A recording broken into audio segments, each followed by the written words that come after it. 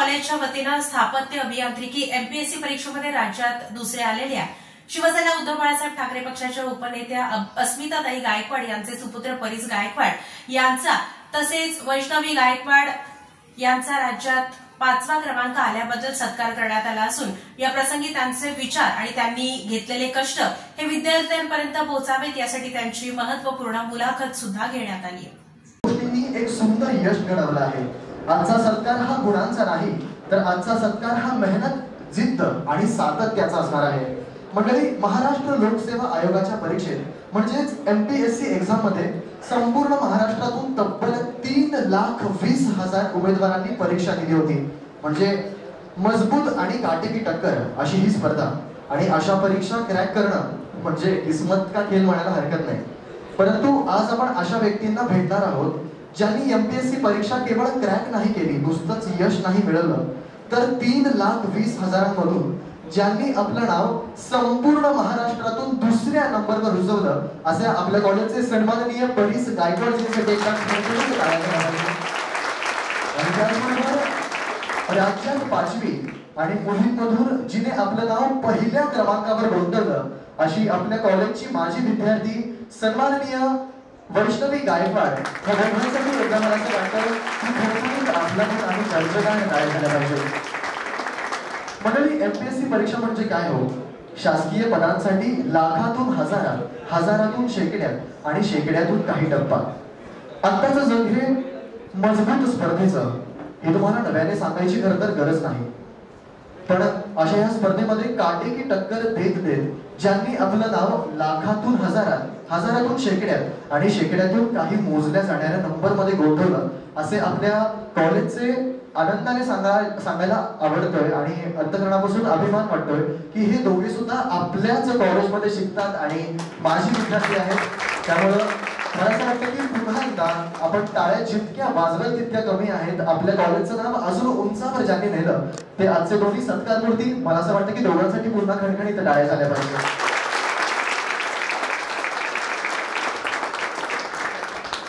हो मंडळी, जेव्हा परीस जींची माहिती माझ्यापर्यंत आली होती, ज्यावेळी त्यांचा बायोडेटा माझ्यापर्यंत पोहोचला होता, त्यावेळी परीस जी बद्दल काय बोलायचं हा प्रश्न होता, तर काय काय बोलायचं हा प्रश्न होता। पण अगदी थोडक्यात त्यांचा परिचय करून द्यायचा झाला तर मंडळी 1ली ते 10वी सेंट जोसेफ हायस्कूल मध्ये पूर्ण केली। त्यांनी 2013 साली डिप्लोमा ही डिग्री मिळवली नाही तर संपूर्ण जीपी कॉलेजमध्ये नाव पहिल्या नंबरवरती गोंधवलं।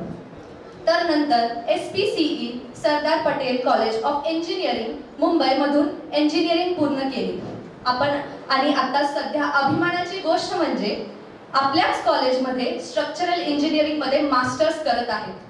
परीसजींनी 2017 ते 2019 दरम्यान स्पर्धा परीक्षा मार्गदर्शन क्षेत्रात अध्यापन केले असून सध्या PWD public work department Maharashtra sectional engineer म्हणून कार्यरत आहे आणि सोलापूर राष्ट्रीय महामार्ग प्रकल्पावर काम करत आहेत।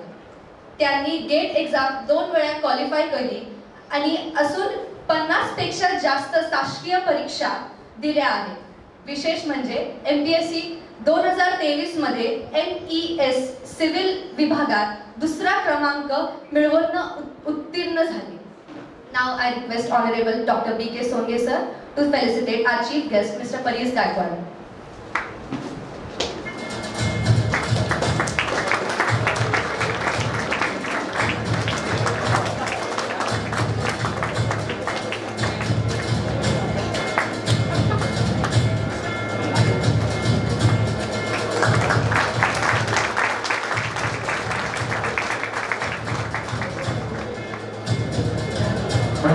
एमपीएससी एक्झाममध्ये संपूर्ण महाराष्ट्रात दुसऱ्या नंबरवर आपलं नाव गोठवलं सन्माननीय मिस्टर परीस गायकवाड यांच्यासाठी पुन्हा एकदा टाळ्या झाल्या पाहिजे।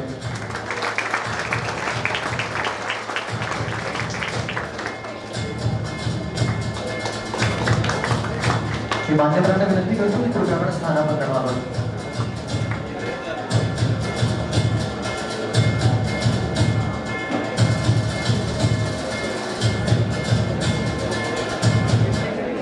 मान्यवरांना विनंती करतो एका जोरदार टाळ्या आपल्या कॉलेजच्या विद्यार्थ्यांनी सन्माननीय वरिष्ठ गायकवाड यांच्या झाल्या पाहिजे.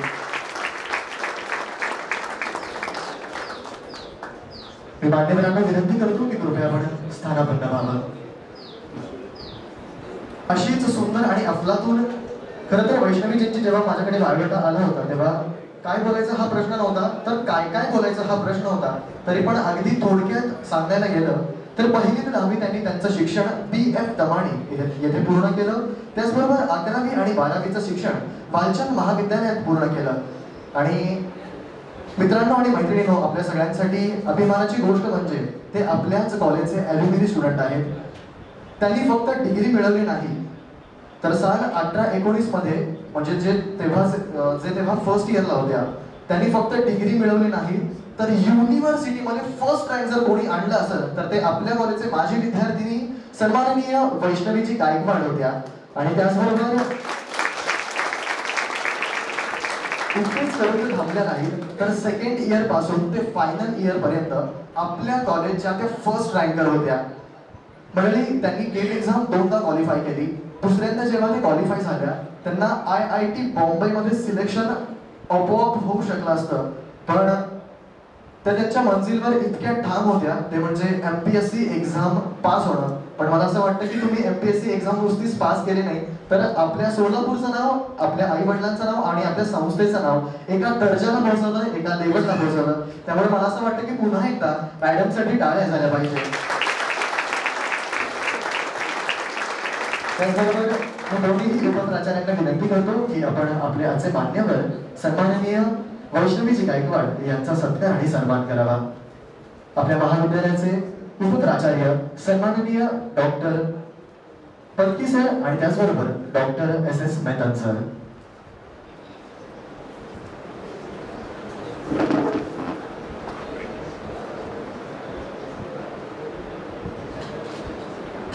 म्हणजे मला असं वाटतं की पुन्हा एकदा जोरदार टाळ्या झाल्या पाहिजे.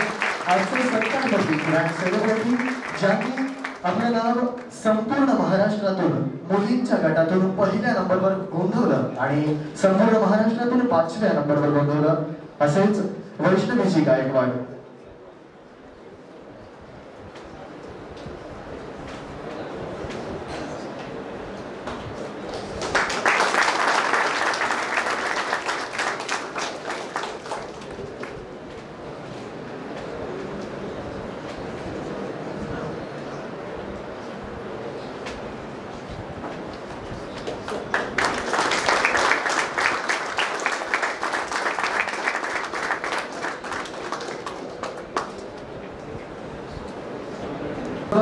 मंडळी, प्रत्येक सक्सेसफुल विद्यार्थ्याच्या मागे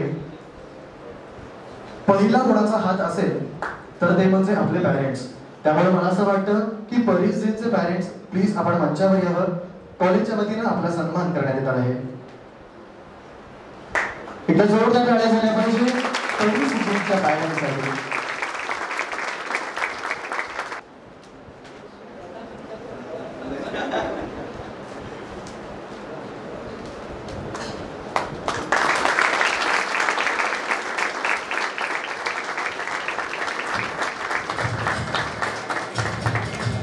त्याचबरोबर मी वैष्णवीजींच्या पॅरेंट्सला सुद्धा रिक्वेस्ट करतो की कृपया आपण मंचावर यावं.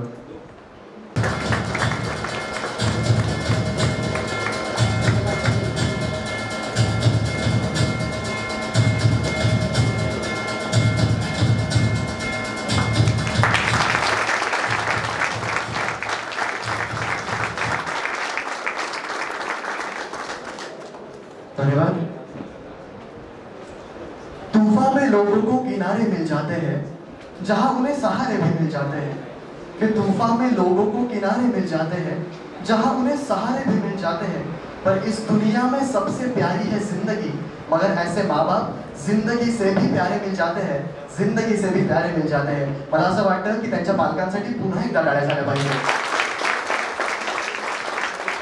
त्याचबरोबर जास्त वेळ न दवडता मी सन्माननीय भोगे सर आणि सन्माननीय पाटसकर सर यांना विनंती करतो की आपण पुढची सूत्र सांभाळावी आणि मंचावरील मान्यवरांना विनंती करतो की आपण पुढे असं नसतं व्हावं.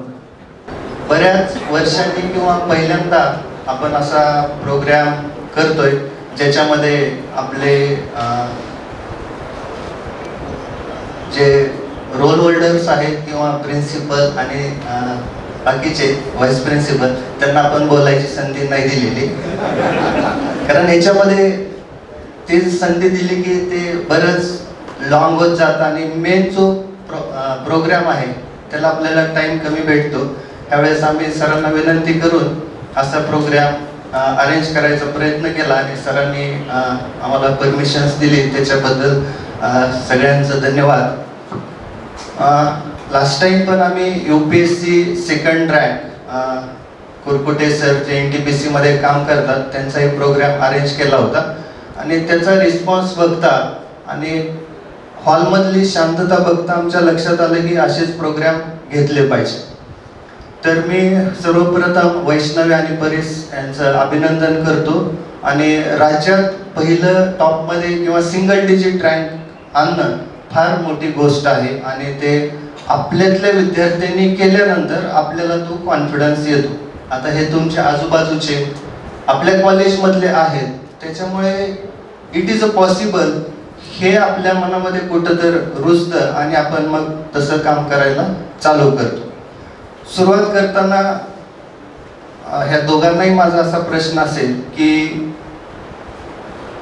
MPSC द्यायची मनात अशी कधी ट्रिगर झालं आणि हे टॉप सिंगल डिजिट रँक आणायचं ही जर्नी जी आहे एक आम्हाला 1-2-3 मिनिटांमध्ये शेअर केली तर आमच्याही विद्यार्थ्यांना थोडासा कॉन्फिडन्स येईल.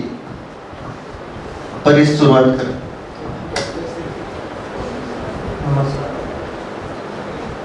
Good morning all of you. Good morning आहे का ग्रेट मॉर्निंग आहे? Great morning. सर्वात प्रथम मी सगळ्यांचे आभार व्यक्त करतो की तुम्हाला आम्हाला बोलवलं आणि सन्मान केला. It's great honour for us. आणि तुम्ही पण तुमचा सर्वात किमती वेळ काढून आमच्या सारख्यांना ऐकायला आलात, तुमचं पहिले आभार सगळ्यांचं. तर सर्वांना आभार व्यक्त करतो. आणि जसं सरांनी सांगितलं की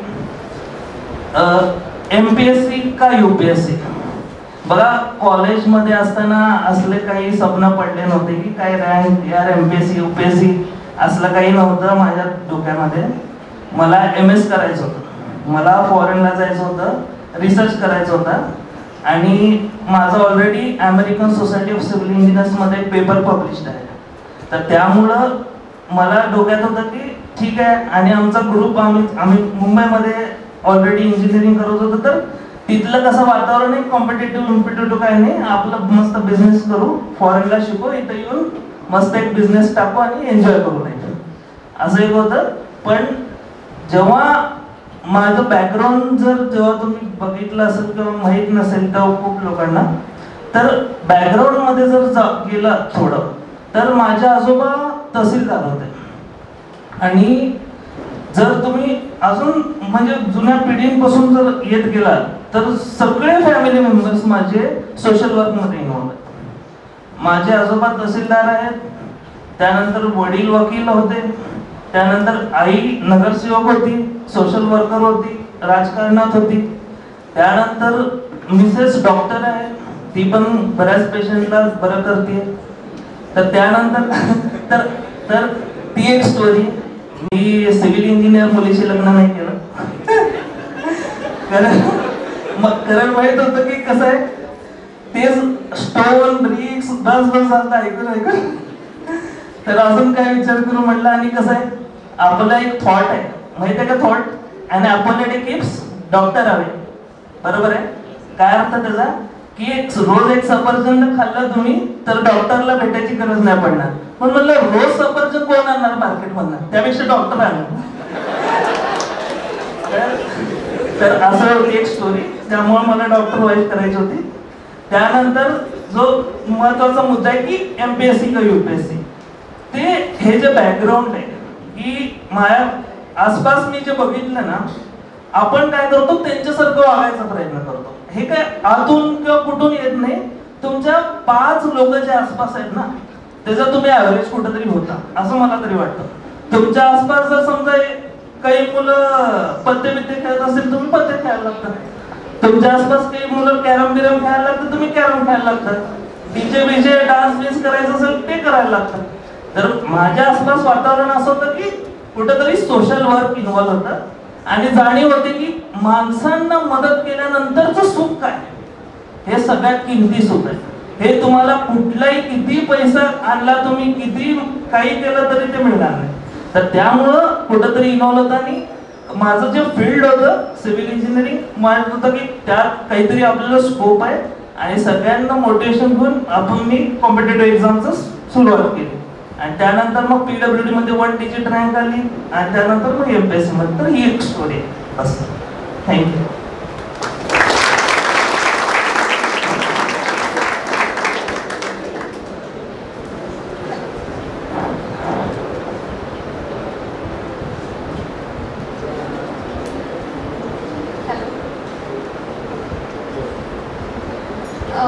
माझे वडील माझी बॅकग्राऊंड सांगायची झाली तर माझे दोन्ही पेरेंट्स टीचर आहेत आणि वडिलांचं समाज जसं परिसरांचं आहे तसेच माझ्या वडिलांचं पण समाजसेवेकडे जास्त लक्ष आहे. मग त्यांनी त्यांच्या आजूबाजूला अधिकारी बघितले होते खूप आणि म्हणजे त्यांनी बघितलं होतं की किती रिस्पेक्ट आहे, एक वेल सेटल करिअर आहे. मग त्यामुळे त्यांचं 10th पासून माझ्या मागे होतं थोडं थोडं बोलणं की म्हणजे याच्यामध्ये जा, गव्हर्नमेंट सर्व्हिसेसमध्ये जा जा जा. पण माझं पण सेम इंजिनिअरिंग कॉलेजमध्ये असताना काही विचार नव्हता जायचा. मला स्वतःवर कॉन्फिडन्स नव्हता त्यावेळेस. तर मग ज्यावेळेस मी युनिव्हर्सिटीमध्ये फर्स्ट आले त्यानंतर गेटमध्ये क्वालिफाय झाले फर्स्ट अटेम्प्टमध्ये त्यावेळेस थोडा कॉन्फिडन्स बिल्ड झाला आणि अनायसे त्यावेळेस लॉकडाऊन पडलं होतं. मला विचार करायलाही खूप वेळ होता. त्यावेळेस ठरवलं की म्हटलं MPSCचा विचार करावा. पहिले तरी UPSCचा विचार होता माझा पण वडिलांचं असं होतं की महाराष्ट्रामध्ये थोडंसं सेफ आहे, इथे राहशील करशील, पहिले MPSC कर त्यानंतर बाकीच्या गोष्टी बघितल्या जातील. म्हणून मग मी MPSC कडे वळाले अशी माझी. आता ह्याच्यात बरीचशी एक सांगितलं की मी डॉक्टर सोबत लग्न केलं, सिव्हिल इंजिनियर आहे. आता वैष्णवी सिव्हिल इंजिनियर आहे तर काय करायचं.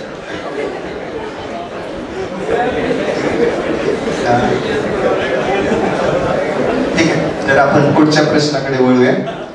जनरली रँक बघताना किंवा रिझल्ट बघत असताना सगळ्यांचंच आहे इन्क्लुडिंग मी, रिझल्ट बघत असताना खालून वरती सुरुवात करतो. आता हे दोघंही युनिव्हर्सिटी टॉपर आहेत. ह्यांनी रिझल्ट बघताना लिस्टमध्ये खालून 5 गेलेत का वरून 5 गेले? कारण जसं खालून 5 गेले असतील तर हे वरती टॉप 5 मध्ये यांचं प्रेशर कदाचित वाढत गेलं असेल. त्याच्यावरती एक कॉमेंट करा. तर बघा मी ऑलरेडी गव्हर्नमेंट सर्व्हिस मध्ये आहे सध्या. आता नॅशनल हायवे माझ्याकडं सेक्शन ऑलरेडी आहे टेंभुर्णी पंढरपूर मंगळवेढा उमदी. तर त्या दिवशी ज्या दिवशी रिझल्ट लागला मी ट्रॅव्हल करत होतो. आमचं काम आहे रस्ता बघणं, त्या खड्डे बघणं, झाडं बिडं कुठं वाढलेत का ते बघणं, सांगणं कॉन्ट्रॅक्टरला की बाबा एक करून घे. तर आमचं सर्वे चालू होतं, बघत बघत बघत चाललं होतं आणि आमचं सगळं साईट विजिट सक्सेसफुली कम्प्लीट झाली होती. आमचे साहेब मागं बसले होते सगळे, आम्ही 3-4 होतो आणि सगळे म्हणले अरे परीस आजचा दिवस चांगला गेला, सगळं व्यवस्थित झालं, काम मस्त झालं. मग 5ला माझ्या काही मित्रांचा मेसेज यायला लागले ग्रुपवर, आम्हाला तर आजल्या खबरी जर लवकर भेटतात जरा. तर ते चालू झालं यांचं की आज रिझल्ट लागणार आहे भाई. म्हटलं अबे काय तर म्हणतो नको रे बाबा, एक तर टेन्शन आलं साईटवरचं आणि तू त्यात रिझल्ट लागला म्हणाला तर माझं टेन्शनच वाढेल. म्हटलं रिझल्ट पुढच्या आठवड्यात लागवते, म्हटलं आता नको. मग त्यानंतर सरळ गाडीनं जाताना एक मुंगूस आडवा गेला, मुंगूस. आणि तुम्हाला सगळ्यांना माहिती काय म्हणतात, आई वडील भागा बसले असेल तर मुंगूस जर गेलं तर काय असतं, ते शुभ असतं, लक असतं. तर मग माझ्या डोक्यात परत विचार चेंज झाला, म्हणलं हाच तर रिझल्ट लागू. तर रिझल्ट त्यानंतर सोलापूरमध्ये भैया चुका देऊपर्यंत रिझल्ट लागला आणि मी मतदानावर सर्च करायला लागलो की परिसर अकाउंट टाकून तर बघतो काय असेल तर असेल लिस्ट मध्ये. तर त्यानंतर मग टाकतानाच मला लक्षात आलं दुसरं नाव माझ्यासारखंच वाटायला काहीतरी. मग मी साहेबांनी म्हणलं साहेब एकदा चेक करा.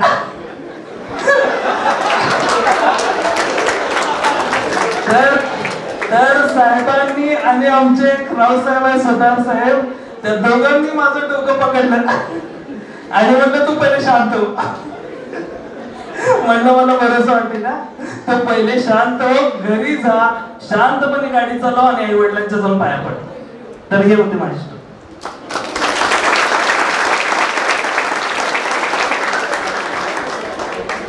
माझ्या रिझल्टची स्टोरी अशीच काहीतरी आहे. मी पण इरिगेशन डिपार्टमेंटमध्ये सध्या आहे.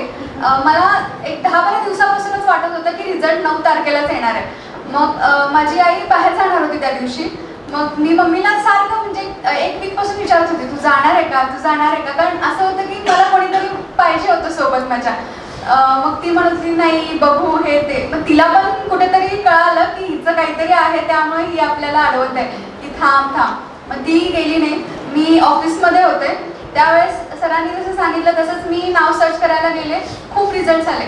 मला थोडा कॉन्फिडन्स होता. मी म्हणलं चल वरूनच बघू, म्हणलं चान्स घेऊन बघू. वरून बघितलं 5वी रँक होती. परत एकदा कन्फर्म केलं की नाव आपलंच आहे का. मी बर्थ डेट बघितली, माझा रोल नंबर बघितला, कारण आपल्याला नाही विश्वास बसत. फर्स्ट यायचं माझं एम नव्हतं. या एक्झाममध्ये तर असं होतं की फक्त ठीक आहे चल क्रॅक करू, AE2 भेटू दे, काही भेटू दे, पण हे माहिती होतं की क्रॅक करणार आहे ही वाली एक्झाम. तसंच होतं. 5वं नाव बघितलं, 2-3दा चेक केलं, फ्रेंड्सला कॉल केले, कारण मम्मी पप्पांना मला वाटत होतं की जोपर्यंत मला कन्फर्म नाही मी त्यांना सांगत नाही. मग फ्रेंड्सला कॉल केले, त्यांनी बघितलं, ते बोलले तूच आहे. मग त्यानंतर पहिला मग आईवडिलांना कॉल केला. आणि फनी स्टोरी म्हणजे मी 8 वाजेपर्यंत त्या दिवशी ऑफिसमध्येच होते. मी म्हणजे माझ्या कलिग्सला म्हणत होते की मला जाऊ द्या काम. ते म्हणत होते नाही थांब, तुम्ही आता मॅडम येणार नाही पुढे, हे एक लास्टचं काम करून जावा. मग मी 8 पर्यंत होते ऑफिसमध्येच आणि नंतर घरी आले आणि स्वागत झालं.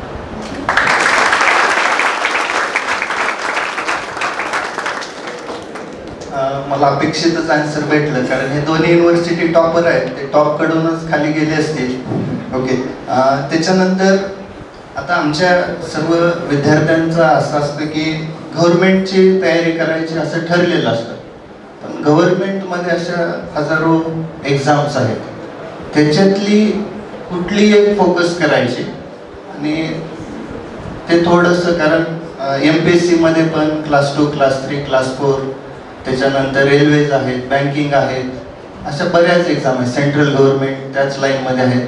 तर ह्याच्यातली एक कशी निवडायची आणि त्या निवडलेल्या एक्झामचा अप्रोच कसा असला पाहिजे, जसं की वेबसाईट बघून सिलेबस किंवा परत कुठलं मटेरियल रेफर केलं पाहिजे, असे थोडंसं गाईड केलं तर बरं होईल. तर हा प्रश्न खूप महत्त्वाचा आहे. जेव्हा तुम्ही कॉम्पिटिटिव्ह एक्झाम बद्दल बोलताय, बघा कॉम्पिटिटिव्ह एक्झाम म्हणजे काय फक्त MPSC नाही आहे. कॉम्पिटिटिव्ह मध्ये सेंट्रल गव्हर्नमेंट असू दे, स्टेट गव्हर्नमेंट असू दे, मोर दॅन सिव्हिल इंजिनिअरिंग साठी जवळपास माझ्याच अंदाजे 150+ एक्झाम्स असतील पूर्ण देशात. तर त्यातल्या कारण मीच काहीतरी 50-60 गव्हर्नमेंट एक्झाम्स तर मिनिमम दिल्या असतील. बाकीचे फॉर्म बिम भरून ते वेळेवर नाही पोहोचलो काही पेपरला, ते हाकलून दिले, ते वेगळी गोष्ट आहे. तर ते झाला वेगळा विषय. पण भरपूर स्कोप आहे. बघा 3 महाराष्ट्रातल्या फक्त मी बोलतो, बाकी सेंट्रल गव्हर्नमेंटचं बोलण्यासारखं खूप आहे, नंतर कधी तर बोलू. तर महाराष्ट्रामध्ये 2 पॅटर्न आता सध्या चालू आहेत. कुठले कुठले तुम्ही म्हणलं का? Mulshi pattern picture. तर TCS पॅटर्न एक आहे, IBPS पॅटर्न एक आहे. ते 1 स्टेज एक्झाम साठी, जेव्हा तुम्हाला JEE बनायचं आहे, CEA बनायचं आहे, किंवा ग्रुप B पासून नॉन गॅझेटेड पासून चालू होतं. तर ग्रुप A गॅझेटेड किंवा ग्रुप B गॅझेटेड पासून जर तुम्हाला पाहिलं असेल तर MPSC. आता हे ठरवायचं कसं? मी पण एक आमचे दिग्गज सर आहे, दिग्गज म्हणजे का म्हणलो, कारण त्यांनी देशातल्या जवळपास 50 गव्हर्नमेंट एक्झाम क्रॅक केलेले आहेत. तर असे सर आहेत आणि बऱ्यापैकी लोकांना माहित असेल त्यांचं नाव AS पंडित सर आहे. तर त्यांना पर्सनली जेव्हा भेट झाली तर त्यांना मी विचारलं की सर मी IAS करत नाही.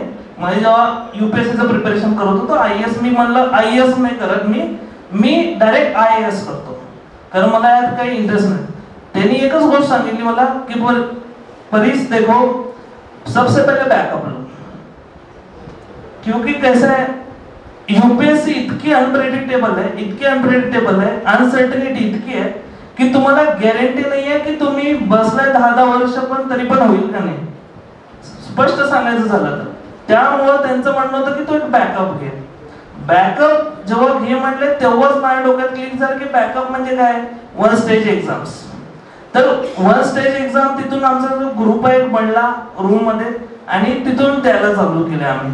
PWD असेल, WRD असेल किंवा कुठले सगळे गव्हर्नमेंट असे 50 गव्हर्नमेंट एक्झाम दिल्यावर कुठेतरी 2 क्रॅक झाले आणि त्यातली पण एक रँक मध्ये आली, एक वेटिंग मध्ये आली. तर त्यानंतरची जॉईन केली. पण मला काय म्हणायचंय बघा, 3 पॅटर्न आहे, TCS, IBPS आणि आपलं MPSC. तर MPSC कडे न जाता जर तुमची फायनान्शियल स्टॅबिलिटी नाही आहे जास्त, बघा खूप महत्वाचं आहे हे बॅकग्राऊंड.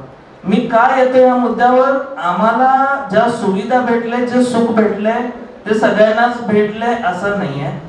खूप लोकांची परिस्थिती गरीब असू शकते किंवा हालाकीची असू शकते सध्या. पण मला म्हणायचं की जर तुम्ही सुरुवात एक बॅकअप पोस्ट म्हणून घेतली तर शासनात टाइम भेटतो. तुम्ही इव्हन ग्रुप बी पासून चालू केलं, तुम्हाला सॅटर्डे संडे हॉलिडे असतात, अन्नमन्न पब्लिक हॉलिडे असतात किंवा इतर शासकीय ड्युटी म्हणजे काय 9 ते 5 म्हणजे 10-11 जा काय होतं ऑफिसला आणि त्यानंतर काय 4-5 पण साहेबांना सांगून यायचं घरी, साहेब अभ्यास करायचा. तर त्यामुळं बॅकअप जरी छोटी पोस्ट असेल घाबरून जाऊ नका. पोस्ट सांभाळत लाईफ सांभाळा. कारण कसं तुम्ही इंटरव्ह्यूला जेव्हा जाल MPSCच्या एक प्रश्न विचारतात की तू समजा 2017ला पासआउट झाला आणि तुझं जर जॉईनिंग 2020ला झालं तर तू ते 3 वर्ष काय केलं मध्ये. आणि हा प्रश्न खूप मुलांच्या मार्क्स खातो कारण त्यांनी फक्त अभ्यासच केलेला असतं. त्यांना हे अपेक्षित नसतं पॅनलला की तुम्ही फक्त अभ्यास करा, त्या सगळ्या गोष्टी तुमच्या झाल्या पाहिजे असं अपेक्षित असतं की तुम्ही जॉब पण केलाय, काहीतरी बाबा लग्न पण केलंय, म्हणजे एक ऍटलिस्ट काहीतरी म्हणजे थोडं स्किल बिल्डिंग तर काम केलंय, काहीतरी केलंय की तुम्ही बसला नाही फक्त अभ्यास करत. मग सगळं करत जर तुम्ही केलं तर ते इंटरव्ह्यूवर एक इम्प्रेशन पडून जातं. तर ते त्यांना आवडतं. त्यामुळं बॅकअप पोस्ट म्हणून तुम्ही स्टार्ट करा कुठेतरी जेईच्या एक्झाम्स थ्रू. आणि जर तुम्हाला कॉन्फिडन्स येत असेल तर मग डायरेक्ट MPSC करा जर तुमचा बॅकअप चांगला असेल तर. हे एवढं सांगतो. मला असं वाटत आहे की सरांनी जसं सांगितलं फायनान्शियल खूप इम्पॉर्टंट आहे. आमच्या दोघांचं पण फायनान्शियल बॅकग्राऊंड खूप स्टेबल आहे, त्यामुळे आम्ही एवढी वर्ष 3-4 वर्ष विदाउट टेन्शन विदाउट स्ट्रेस देऊ शकलो. सेकंड थिंग मला ऍड करायची की स्वतःची पण पर्सनॅलिटी ओळखायला पाहिजे की मी चांगलं लिहू शकते का, मी मगअप चांगलं करू शकते. 2 एक्झाम आहेत, 2 पॅटर्न आहेत, एक आहे MCQ पॅटर्न, एक आहे डिस्क्रिप्टिव्ह पॅटर्न. माझंच बघितलं जसं सरांनी एक्झाम दिले तशा मी पण 50, 20, 30 एक्झाम दिले, पण त्याच्यामध्ये माझी रँकही आली नाही कारण त्या सगळ्या एक्झाम MCQ एक्झाम होत्या. आणि माझा हात जास्त चांगला डिस्क्रिप्टिव्ह पॅटर्न मध्ये होता. जसं कॉलेजचं जर मी बघितलं सगळ्या एक्झाम डिस्क्रिप्टिव्ह पॅटर्न मध्ये झालेल्या आहेत आणि युनिव्हर्सिटी रँक मी त्याच ह्याच्याने काढलेली आहे. So I was comfortable in writing rather than MCQ exam. So मला वाटतं ते पण एक बघणं खूप इम्पॉर्टंट आहे की तुम्ही कशामध्ये बेस्ट आहात. मला म्हणजे कन्सेप्ट तुम्ही एखादा सांगितला ना, मी 4-5 वर्षांनी पण तो नीट एक्सप्लेन करू शकते बिकॉज मी तो कन्सेप्ट समजून घेण्यामध्ये माझं जास्त हे असतं. काय म्हणजे ते पर्सनॅलिटीवर डिपेंड आहे. काय जण चांगलं मगअप करू शकतात, त्यांना व्हॅल्यूज कन्सेप्ट अंडरस्टँड करण्यापेक्षा व्हॅल्यूज लवकर अंडरस्टँड होतात. सो प्लीज स्वतःची पर्सनॅलिटी पहिले मला वाटत आहे की रेकग्नाइज करा, स्वतःचं कुठं इंटरेस्ट आहे आणि स्वतः काय चांगल्या पद्धतीने करू शकतो ते एकदा बघा आणि त्यानंतर या एक्झाम्स बाबत हे करा. आणि खरंच 2-3 एक्झाम्स नाही आहेत, खूप एक्झाम्स आहेत. पडायच्या आधी सगळ्या एक्झाम्सची माहिती घ्या. यूट्यूब आहे, सगळ्या गोष्टी आहेत आपल्याला आता रेडी टू. सो पहिले ती माहिती घ्या आणि मग एक्झाम चूज करा. आणि अजून एक सांगायचं म्हटलं तर एकच एक्झामच्या मागे लागू नका. जसं आता माझी सिव्हिल इंजिनिअरिंगची एक्झाम होती तर आता या सिलेबसला धरून मी 4-5 एक्झाम्स क्वालिफाय करू शकत होते. जसं डिस्क्रिप्टिव्ह पॅटर्नचा मी अभ्यास केलाय तर मी UPSC कडे पण आता जाऊ शकते. सो फक्त एकाच एक्झामचा अभ्यास तसं करू नका. जसं सरांनी सांगितलं बॅकअप पाहिजे, तसं 2-3 एक्झाम्सला तरी आपण एका अभ्यासाने सामोरं जायला पाहिजे असं मला वाटतं. सो तो पण मुद्दा एक लक्षात ठेवा की कसं म्हणजे काय किती एक्झाम्स आहेत आणि काय पॅटर्न. यांच्या दोघांच्या बोलण्यातून असं जाणवलं, एक्झामची तयारी करत राहायचं कुठल्याही एक्झामची, आणि ती तयारी तुम्ही वेगवेगळ्या पेपरसाठी वापरू शकता. एकच अभ्यास वेगवेगळे पेपर. आणि परीसने जसं सांगितलं की first you should have any one post, class 2 असेल, क्लास 1 असेल और क्लास 3 असेल, एक पोस्ट हातामध्ये घ्या जी की वन टाइम एक्झाम असेल आणि त्याला इंटरव्ह्यू वगैरे नसतं बहुतेक परीस, बरोबर ना? तर एक एक्झाम दिली डायरेक्ट त्याचं जॉईनिंग असतं. तर अशा एक्झाम फर्स्ट टार्गेट करा ज्यांची परिस्थिती हलाखीची आहे अशा विद्यार्थ्यांनी, आणि ती पोस्ट भेटल्यानंतर you try for class 1 post. Okay. तर पुढचा प्रश्न एक विद्यार्थ्यांकडून घेतो मी. संजना कोण आहे? जर तुम्ही गेटची प्रिपरेशन करत असाल तर त्यामध्ये यूपीएससी आणि एमपीएससी प्रिपरेशन होते का?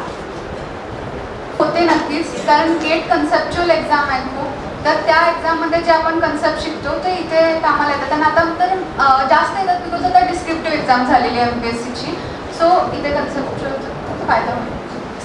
त्यामध्ये आपण ॲड करतो, तुम्ही यूपीएससी म्हणतात, यूपीएससी म्हणजे IAS, बरोबर, IAS. तर इंजिनिअरिंग सर्व्हिसेसमध्ये काय झालेलं आहे, आता एक ब्रांच वेगळी झाली IRMS, ठीक आहे, इंडियन रेल्वे मॅनेजमेंट सर्व्हिस. तर 2 पार्ट झालेले त्यामध्ये. IFS एक वेगळा पार्ट आहे. तर त्यामध्ये कसं झालेलं आहे की तुम्हाला 2 पेपर असतात पहिले, पेपर 1 पेपर 2. पेपर 1 असतो GS पेपर सारखा, त्यामध्ये मॅथमॅटिक्स हे बाकीचे सब्जेक्ट असतात. पेपर 2 मध्ये पूर्ण टेक्निकल असतात 300 मार्काचं, आणि त्यामध्ये मेन्स द्यायला लागते रिटर्न 300 मार्क, 600 मार्काचे येतील मेन्स असते, आणि त्यानंतर इंटरव्ह्यू असतो मध्ये जातात. आणि गेट जे तुम्ही म्हणता ते 1 स्टेज आहे.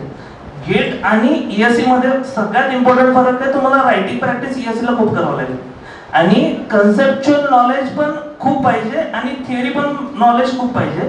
गेटला तसं नाही, गेटला MCQ प्रॅक्टिस आहे, व्हर्च्युअल कॅल्क्युलेटर दिलं जातं, आणि सिंपल ह्यामध्ये कसं 3 तासाचा पेपर आहे. तिथं स्टॅमिना लागतो. ESE ला बसणं म्हणजे गेट आणि ESE मध्ये हे 2च फरक आहेत की तुम्हाला तिथं स्टॅमिना बिल्डिंगवर आणि दिवसभर बसावं लागेल अभ्यासाला, कारण का तुम्हाला 3-3, 4-4 तासाचे स्लॉट आणि एका दिवशी 2-2 पेपर असतात.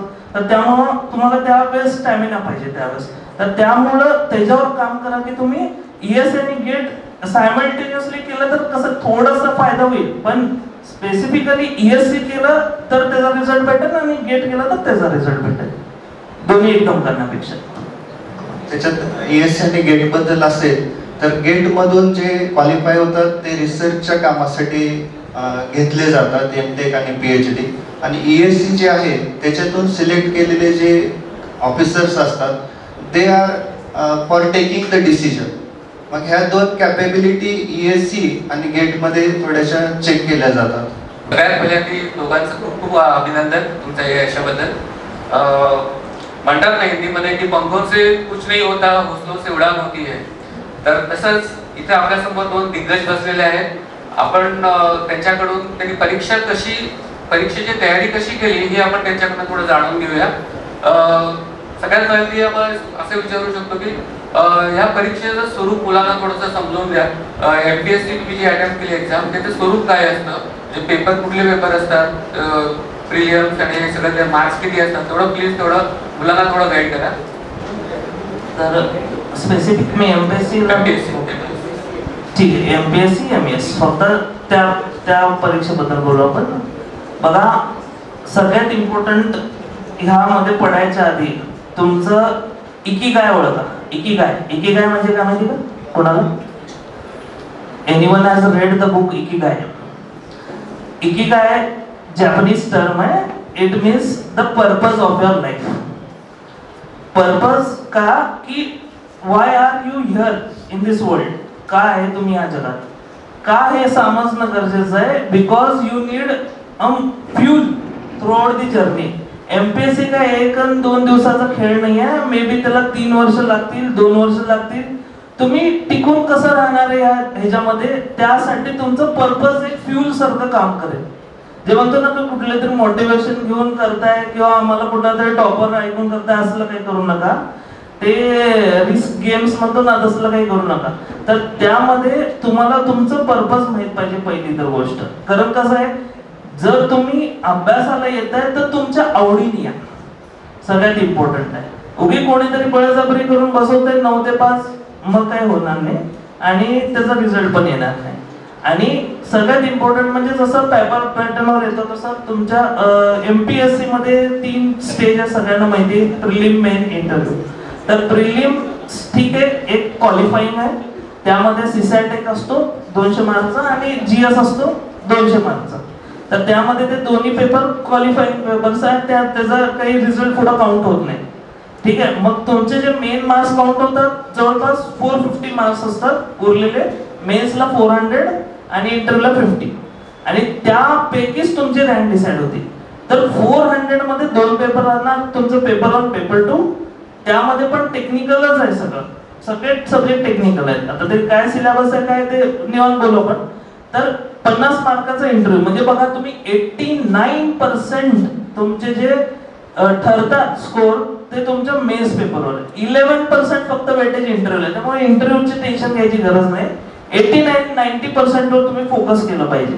म्हणजे सगळ्यात चॅलेंजिंग पार्ट यामध्ये काय मेन्स आहे. त्यामुळे मेन्स नीट टॅकल केली, that's all, you are winner. तर ते इम्पॉर्टंट आहे. आणि जसं सरांनी सांगितलं की पेपर पॅटर्न आता थोडा हटके केलाय MPSC. म्हणजे 2011 पासून जर तुम्ही आता बघितलं 2023 पर्यंत ऑलमोस्ट, म्हणजे आमचं फर्स्ट पॅटर्न आहे 2023 पर्यंत MCQ पॅटर्न होतं MPSCचं. तर MCQ वरनच क्लास 1 अधिकारी होत होते. आता कसं झालंय डिस्क्रिप्टिव्ह. त्यामुळे तुमचे रायटिंग स्किल्स आणि त्या लागणारे जे कन्सेप्ट्स आहेत, त्याचे डायग्राम्स आहेत आणि त्याचं प्रेझेंटेशन आहे आणि न्यूमरिकल हे सगळं बॅलन्स पाहिजे. आणि ह्यासाठी तुम्हाला थरोली स्टडी केला पाहिजे की व्यवस्थित, जसं मॅडमनी सांगितलं, वैष्णव मॅडमनी, की समजून घ्या, कन्सेप्ट समजून घेणं यामध्ये खूप इम्पॉर्टंट आहे. आणि जर तुम्हाला समजून घेता येत नसेल तर सगळ्यात सिंपल आहे, तुमचे 2-4 मित्र मैत्रिणी पकडा, त्यांना बसवा, बळजबरीने त्यांना कन्सेप्ट समजवा. तर त्यांना काय होईल त्यातनं की त्यांच्या डोक्यात काही जाईल नाही जाईल, तुमच्या डोक्यात 100% जाईल. तर हे इम्पॉर्टंट आहे. म्हणजे ग्रुप स्टडीचा माहोल बनवा आणि त्या हिशोबाने तुम्ही काम केलं तर होऊन जाईल सर. यामध्ये एक सिंपल बऱ्याच जणांना असा एक प्रश्न असतो की आता आम्हाला एखादी परीक्षा आम्ही अटेंड करतोय तर त्याचं आमचं स्टडी रुटीन काय असावं. म्हणजे आम्ही सकाळी अभ्यास करावा उठून आणि पहाटे अभ्यास करावा का दिवसभर अभ्यास करावा का रात्री जागून करावा. तर हा प्रश्न दोघांनाही आहे. तुम्ही कसं तयारी केली याच्यावर?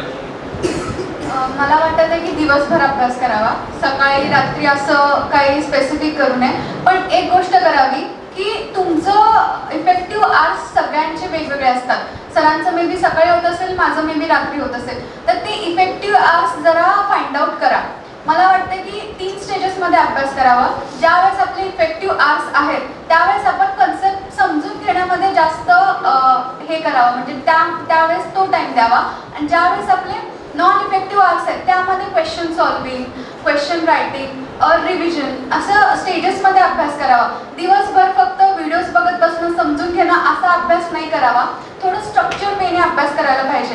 म्हणजे एका एक्झामसाठी काय काय लागतं, कन्सेप्ट लागतं, रायटिंग लागतं आणि 2-3 गोष्टी त्या सगळ्या दिवसभरातून व्हायला पाहिजे. एक कन्सेप्ट समजून घ्यायला पाहिजे, नोट्स त्याचे काढले पाहिजेत आणि त्यानंतर रिव्हिजन पण. म्हणजे डे मध्ये आपण सगळं ऍडजस्ट करायला पाहिजे. असं माझं तरी असंच रुटीन होतं. आणि किती तास अभ्यास करणं मला वाटतं हा कन्सेप्ट चुकीचा आहे. पूर्ण वेळ अभ्यास करायला पाहिजे. 24 तासामध्ये मी म्हणत नाही 24 तास, पण जेवढा वेळ आपण जागे आहे. आता मी काय केलं होतं, मी माझ्या पूर्ण माझं घर आहे ना, तिथे सगळीकडे सगळ्या कोपऱ्यामध्ये नोट्स चिटकून ठेवले होते.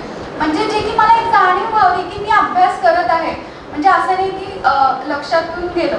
सो मी ब्रश करताना पण बाजूला नोट्स चिटकून ठेवले होते. मी माझ्या रूममध्ये पण जिथे बसते उठते, जिथे झोपते, म्हणजे झोपायच्या साईडला पण मी लावून ठेवले होते की सेन्स ऑफ रिस्पॉन्सिबिलिटी राहायला पाहिजे की नाही मी करत आहे काहीतरी अभ्यास. तिथे त्यावेळेस होऊ न होऊ पण एक डोळ्यासमोर तरी राहायला पाहिजे. म्हणजे जे ड्रीम तुम्ही जगताय ना ते छोट्या छोट्या गोष्टीमधून तुम्हाला म्हणजे त्या ड्रीमची जाणीव करून दिली पाहिजे असं मला वाटतं. सो अशा गोष्टी तुम्ही तुमच्या हिशोबाने हे करा. आता म्हणजे काय काय जणांचे प्लस मायनस पॉईंट्स असतात, तर स्वतःचे जे मायनस पॉईंट्स आहेत त्यावर काम करा जास्त असं मला वाटतं की कुणाचं तरी ऐकून घेण्यापेक्षा त्या प्लस मायनस पॉईंट्सवर काम करा.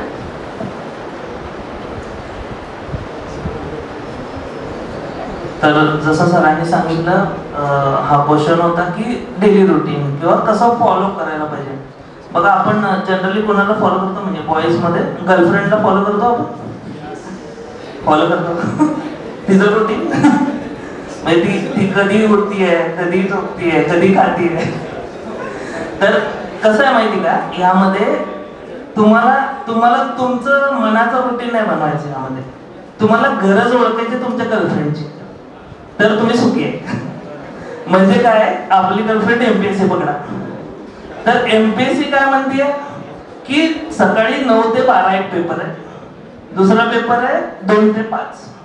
म्हणजे तुम्हाला दिवसभर बसून राहायचंय 9 ते 5. सगळ्यात इम्पॉर्टंट ही गोष्ट ओळखणं गरजेची. आणि तुम्ही कुठली एक्झाम घ्या, कुठली घ्या, एमपीएससी असं नाही आहे. तुम्ही जी एक्झाम घेताय ना, त्या एक्झामला काय अपेक्षित आहे हे करा. तुमच्या मनाचं करायला इथं काय शासन आहे, महाराष्ट्र शासन आहे, ते काय घरी येऊन देणार नाही पोस्ट. आपल्याला त्याची गरज ओळखायची, आपल्याला गरज आहे, आपण जाणार आहे तिथं. तर त्यामुळं तुम्ही ते पॅटर्न त्याच्यानुसार फॉलो केलं पाहिजे. आणि दुसरी गोष्ट म्हणजे बसायचं कधी. आणि कसं माहिती का, यामध्ये सकाळी बसा संध्याकाळी बसा असा मुद्दा नाही आहे. यामध्ये गरजेनुसार बसा हा मुद्दा आहे. तुम्ही टार्गेटेड पाहिजे. तुम्ही इव्हन 12 वाजता संध्याकाळी बसलात रात्री, आणि का बसताय तर तुम्हाला माहितच नाही कशासाठी बसतोय. मग मला म्हणायचं की तुमचं टार्गेट कुठे राहिलं. समजा मला डेली एक 100 क्वेश्चनचं टार्गेट आहे, पेपरला समजा तुम्हाला एक 50-100 क्वेश्चन सॉल्व्ह करायचेच आहे म्हणजे त्या दिवशी, आणि तुम्ही ठरवलं की दिवसभरात माझे 50 क्वेश्चन सॉल्व्ह झाले पाहिजे. मग असं काहीतरी टार्गेटेड स्टडी करावं की टाइम लावून बसणं काही गरजेचं नाही. आणि अजून एक टेक्निक मी फॉलो करत होतो टाइम मॅनेजमेंटसाठी, तर माहित आहे का नाही कोणाला माहित नाही, पोमोडारो ऐकलंय का? पोमोडारो ऐकलंय सगळ्यांनी? तर पोमोडारो परत एक जापनीज टर्म, आणि काही पिक्चर्स मध्ये त्याचा उल्लेख पण झाला, NTR साहेबांच्या पिक्चर मध्ये झाले उल्लेख. पोमोडारो काय असतं, तर एक टमाटा असतो, त्याला आपण फिरवायचा, टाइमर असतो. तर टाइमर कसं फिरवला की एक 40-50 मिनिटाचा टाइमर असतो. मग तो फिरवला की तो टाइम व्हायच्या तुम्हाला सगळे डिस्ट्रॅक्शन बाहेर काढायचे माइंड मधून, काहीच विचार नाही करायचा, टोटल क्लोजर राहायचं. आणि कोणाचाच विचार नाही करायचा की हा काय म्हणला, ही काय म्हणली, नो. फक्त आपल्या समोर आपलं टार्गेट किंवा फोकस दिसला पाहिजे त्यावेळेस जेव्हा तुम्ही तो टाइमर ऑन करताय, हे डोक्यात ठेवायचं. आणि का होतं याने, फोकस पण वाढतो आणि टाइम मॅनेजमेंट पण इम्प्रूव्ह होतो. कारण का, सगळ्यात इम्पॉर्टंट पहिल्यांदा तुमची रूम नीट करून घ्या. एक तर काहीतरी पसारा, काहीतरी घडी घातलेली नसती चादरीची, केवळ काहीतरी असतं. स्टडी रूम व्यवस्थित करून घ्या आणि क्लीन करून घ्या स्वतः. जर वेट करून नका कोणतरी नोकर येऊन क्लीन करून जाईल, नाही आले ठीक आहे तुम्ही स्वतः करा, काही बिघडत नाही, आपल्याला पोस्ट पाहिजे. तर क्लीन एन्व्हायरमेंट का असणं गरजेचं आहे, कारण ते माइंड डिस्ट्रॅक्शन वाचवतं. ह्यातनं समजून घ्या तुम्ही, हे छोट्या छोट्या गोष्टी आहेत. का सांगतोय, ह्याचा इम्पॅक्ट क्रिएट होतो खूप. बटरफ्लाय इफेक्ट ऐकला असेल, small things create big change. इथं जर कुठं बटरफ्लाय उडला तर पाकिस्तानमध्ये भूकंप होऊ शकतो. तर असा प्रकार आहे. तर त्यामुळं छोट्या छोट्या गोष्टी आहेत, ह्या तुम्ही ॲटॉमिक हॅबिट्स म्हणतो आपण, त्यानंतर बोलू. तर ह्या गोष्टी इम्प्रूव्ह केल्या तर 100% तुम्हाला त्याचा रिझल्ट भेटेल. पहिल्यांदा काहीच करू नका, आज गेल्यावर रूम स्वच्छ करून घ्या, टेबलवर ठराविक लिमिटेड मटेरियल ठेवा आणि ट्राय करा इंट्रोस्पेक्शन करायचं की कुठल्या एक्झामला माझी काय चूक झाली, एवढंच करा आज, दुसरं काय करू.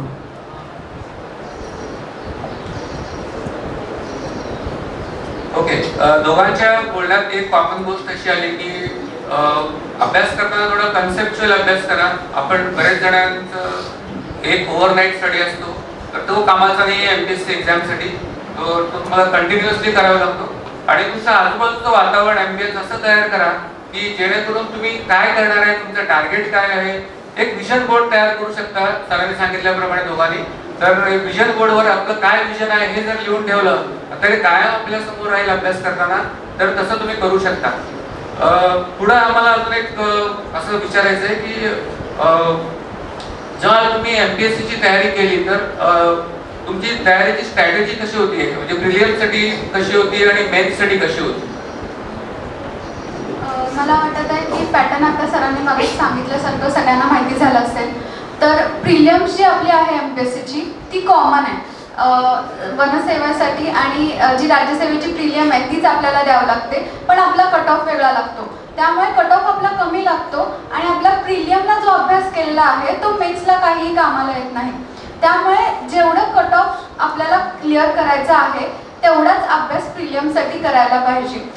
मेन्सला आपल्याला कंटेंट लागतो, पण प्रिलियमला प्रिसाईज आणि स्पेसिफिक अभ्यास लागतो.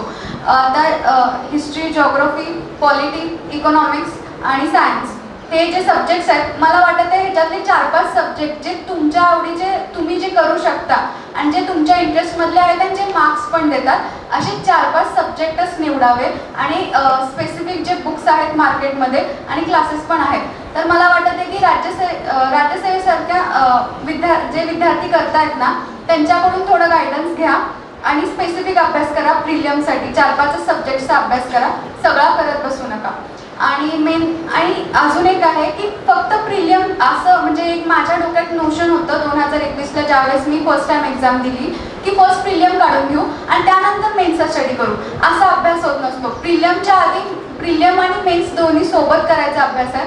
तुम्ही दिवसातला टाइम डिवाइड करा की पहिले मी प्रिलियमचा अभ्यास करते, नंतर संध्याकाळी मेन्सचा करते, असा टाइम डिसाईड करा. आणि प्रिलियम्स आणि मेन्सचा अभ्यास प्रिलियमच्या आधी 1-1.5 महिन्यापर्यंत दोन्ही अभ्यास सोबत करा आणि त्यानंतर ज्यावेळेस प्रिलियम जवळ येईल त्यानंतर मेन्सचा अभ्यास थोडा बाजूला ठेवा आणि नंतर पूर्णपणे प्रिलियमचा अभ्यास करा.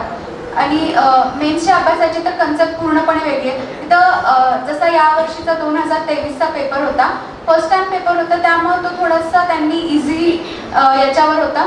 पण म्हणजे मला वाटत आहे ना, पेपरनुसार आपली पेपरला लिहायची स्ट्रॅटेजी थोडी चेंज करायला पाहिजे. आणि या पेपरने असं दाखवून दिलं की बेसिक्स आपले क्लिअर पाहिजे 2023च्या पेपरनी. इवन कॉलेजमधून जे पासआउट झालेले विद्यार्थी आहेत त्यांनी जरी पेपर बघितला ना, तर त्यांना पण ते कन्सेप्ट म्हणजे कॉलेजचे. तर मला असंही फोकस करायला आवडेल की तुम्ही आता जर first year, second year, third year कुठल्या पण इयरमध्ये असाल तर कॉलेजचा अभ्यास आत्ता पूर्णपणे करा आणि लेक्चर्समध्ये लक्ष द्या. आणि घरी जाऊन एकदा MPSCचे पेपर्स पण चेक करा की कुठल्या कन्सेप्टवर क्वेश्चन आला होता. तर म्हणजे ज्यावेळेस आपण घरी जाऊन पेपर चेक करतो ना, त्यावेळेस आपल्याला महत्त्व कळतं की या कन्सेप्टचं. क्लासमध्ये आपल्याला वाटतं काय शिकवत आहे, इम्पॉर्टंट आहे का नाही, हे नाही. पण ज्यावेळेस आपण PYQचा अभ्यास करतो तर त्यावेळेस कळतं की यार याच्यावर क्वेश्चन आलेला आहे, मग आपण त्या टॉपिकला जरा इम्पॉर्टंटनेस म्हणजे बघतो. सो मला वाटतं की आता जर कॉलेजमध्ये असाल आणि MPSCचा अभ्यास स्टार्ट करायचा आहे तर कॉलेजचा अभ्यास पहिले व्यवस्थित करा आणि मग घरी जाऊन पेपर्सचं अनालिसिस वगैरे करा MPSCची. एक मिनिट, ह्याच वैष्णवीसाठीच क्वेश्चन आहे. कॉलेज प्रोफेसर और institute, whether how much is the role in your success?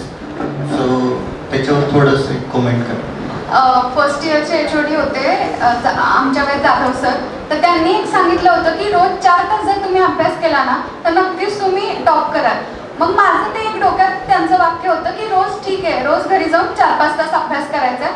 तर मी तसं केलं आणि युनिव्हर्सिटीमध्ये फर्स्ट आले. तर मला वाटत आहे की आपण आपले गुरु निश्चित केले पाहिजे आणि कुठल्या तरी टीचरला फॉलो केलं पाहिजे. आपल्या म्हणजे कॉलेजमध्ये खूप चांगले टीचर्स आहेत, जसं मस्के सर आहेत, पत्की सर आहेत, मोरे सर आहेत, त्यांना फॉलो करायला पाहिजे. आता मोरे सरांचं उदाहरण झालं तर त्यांनी मला 3rd इयरला गेटचे क्लासेस पाठवले होते.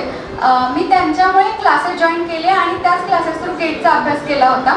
तर मला त्याचा फायदा झाला आहे. सो होतो टीचर्सचा फायदा आपल्याला, म्हणजे ते जाणून येत नाही स्टार्टिंगला ॲज सच, पण होतो. सो एक टीचर आणि एक रोल मॉडेल आपण कॉलेजमध्येच आहेत तर ठेवले पाहिजेत आणि त्यांच्याकडे फ्रिक्वेंटली जाऊन म्हणजे घेतली पाहिजे. सर काय चुकत आहे, काय मी कसं चालले, काय चालले, मला वाटतं तर कॉन्टॅक्ट करायला पाहिजे. कारण आईवडील म्हणजे जसे माझे आईवडील आहेत ते टीचर आहेत, त्यांना इंजिनिअरिंगचं काही माहिती नाही आहे, त्यांचं नक्कीच ऐकलं पाहिजे. पण एक आपले टीचर्सला पण आपण तेवढं म्हणजे आईवडिलांचा दर्जा देऊन त्यांचंही ऐकलं पाहिजे असं मला वाटतं. ओके, ह्या टीचरसाठी एकदा जोरदार टाळ्या होऊ शकतात.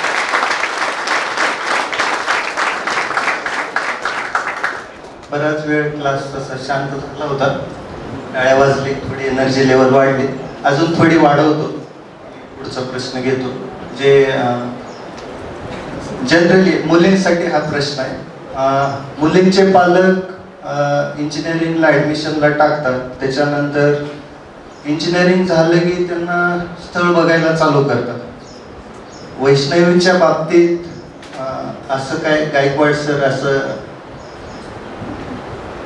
तुम्ही म्हणजे थांबले कसे काय एवढा दिवस, किंवा बाकीच्या मुलींनाही त्यांच्या पालकांना सांगता येईल की आमच्या कॉलेजची वैष्णवी फर्स्ट आली, त्यांच्या घरच्यांनी आम्हाला असा सपोर्ट केला, आणि मग घरचे नाही ऐकले तर गायकवाड सर किंवा मॅडमकडे तुम्ही घेऊन जायचं. त्याच्यासाठी हा प्रश्न मी विचारला. आवाज येतो? पहिल्यांदा मी सर्वांची खूप खूप आभारी आहे. तुमच्या शाळेची विद्यार्थिनी हा जो इव्हेंट आहे हा दुसऱ्यांदा मी इथे येते आहे. जेव्हा ती युनिव्हर्सिटीमध्ये फर्स्ट आली होती त्यावेळेस एकदा मला तो पहिला चान्स मिळाला होता आणि आता हा दुसरा आहे. सर्व मुलींना मी सांगू शकते की तुम्ही पहिल्यांदा तुमचा गोल जो आहे तो तुम्ही पहिल्यांदा ठरवा की तुम्हाला काय व्हायचं आहे. जेव्हा तुम्ही हे ठरवचाल तेव्हा निश्चितच तुमचे पालक तुमच्या पाठीशी उभे राहतात. विशेषतः वडिलांचा थोडासा कल असतो की मुलीचं लग्न करून टाकूया आणि थोडंसं जबाबदारीमधून मोकळं होऊया. आमचं दोघांचं तसं नव्हतं, कारण तिच्या पप्पानीच तिला काय केलं होतं की MPSC करायचं, तू कर बेटा, तू ट्राय कर, असं ते तिला वेळोवेळी सांगत होते. तर माझा त्याच्यामधला जो रोल आहे, मला पाहुण्यांमधून त्यांच्याकडे जास्त नव्हतं पण मला मात्र म्हणायचे की आता मुलगी इंजिनियर झालेली आहे, तिचं लग्नाचं वय झालेलं आहे आणि त्या वयामध्ये लग्न झालेलं बेस्ट असतं आणि तू विचार करायला काय हरकत नाही आहे. आणि मला माझ्या मोबाईलवर स्थळं सुद्धा येत होती, आताही आहेत ती, परंतु मी त्यांना, मला माहित होतं की माझी मुलगी काय करणार आहे, तिचं काय गोल आहे आणि तिला काय करायचं आहे. त्यामुळे मी कधीच हे जी स्थळं वगैरे आलेली आहेत मी घरात चर्चा कधीच केलेली नाही आहे. आणि फक्त मुलींना मी एक सांगू शकते की तुम्ही तुमच्या आई वडिलांना विश्वासात घ्या आणि त्यांना तुम्ही सांगा की मला हे करायचं आहे. निश्चितच तुमची आई तुमच्या पाठीशी नक्की उभा राहणार आहे.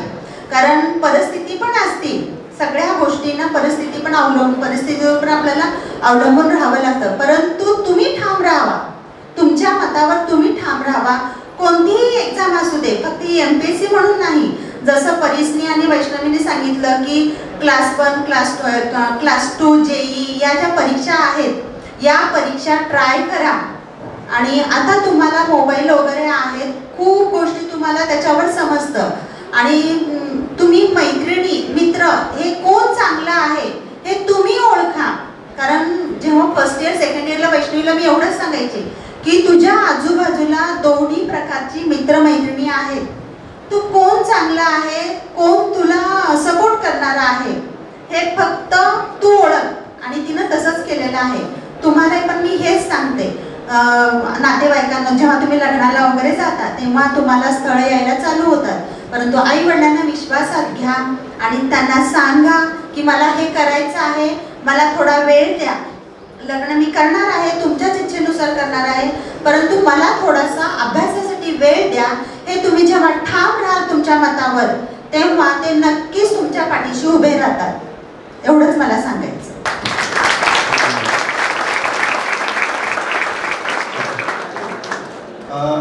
जेव्हा असं सक्सेस भेटतं, जसं आमच्या घरी माझा भाऊ डॉक्टर आहे, तर आमच्या आईवडिलांचं थोडं चालच बदलली. म्हणजे असं कार्यक्रमात गेले की असं प्राऊड फील व्हायला लागायला. तसं अस्मिता मॅडमला मी एक प्रश्न विचारतो की व्हॉट इज युअर फिलिंग? आता एवढं सक्सेस मुलांनी मिळवलंय तर तुमचं फिलिंग काय आहे? सर्वात पहिल्यांदा माझ्या कॉलेजचे सगळे जणींचा आभार, सगळ्या मुलांचं पण काही ना खूप खूप कौतुक करते. आणि परीस वैष्णवी लहानपण खरोखर आम्ही आधी इथे आलो. परीस म्हटलं तर लहानपणापासून त्याचा परिस्पर्श मला झाला आणि ते माझ्यासाठी खूप मोठं ऑनर आहे की आज मी परीसची आई आहे. इतके दिवस तो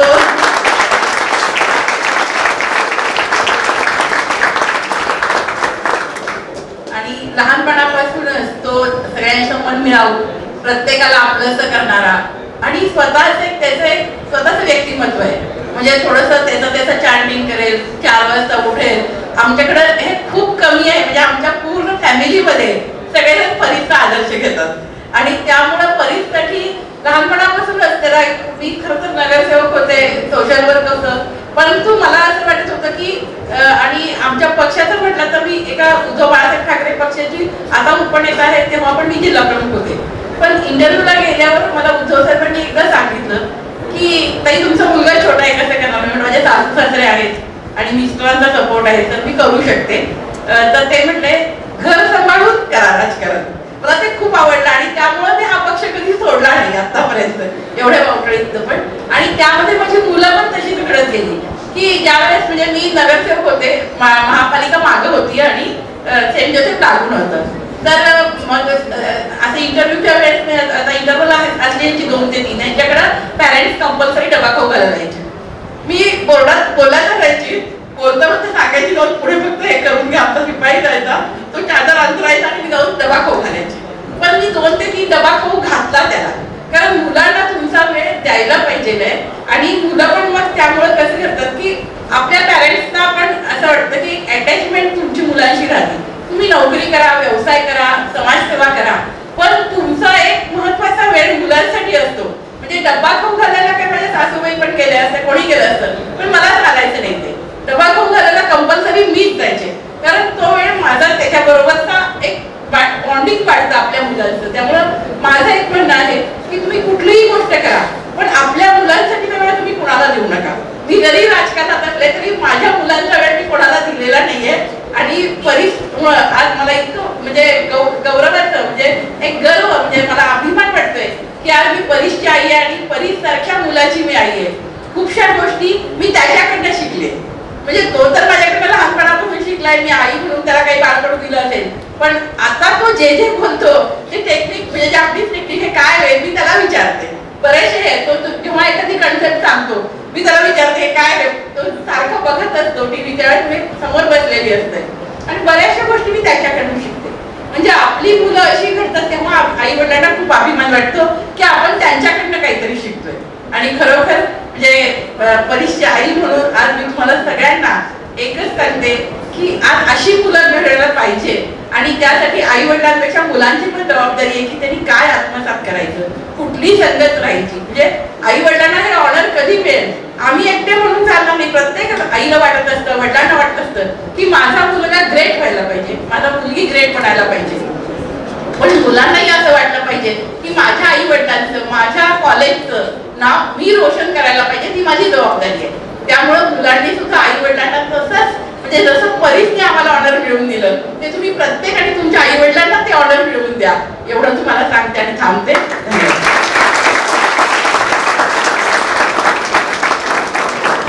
तर मी सगळ्यात प्रथम माझ्या आईचे आभार व्यक्त करतो. कारण कसं आहे, मी इथं उभा आहे, मी इथं बसलोय, काही करतोय, या जगात माझा जन्म ज्या आईमुळे झालाय.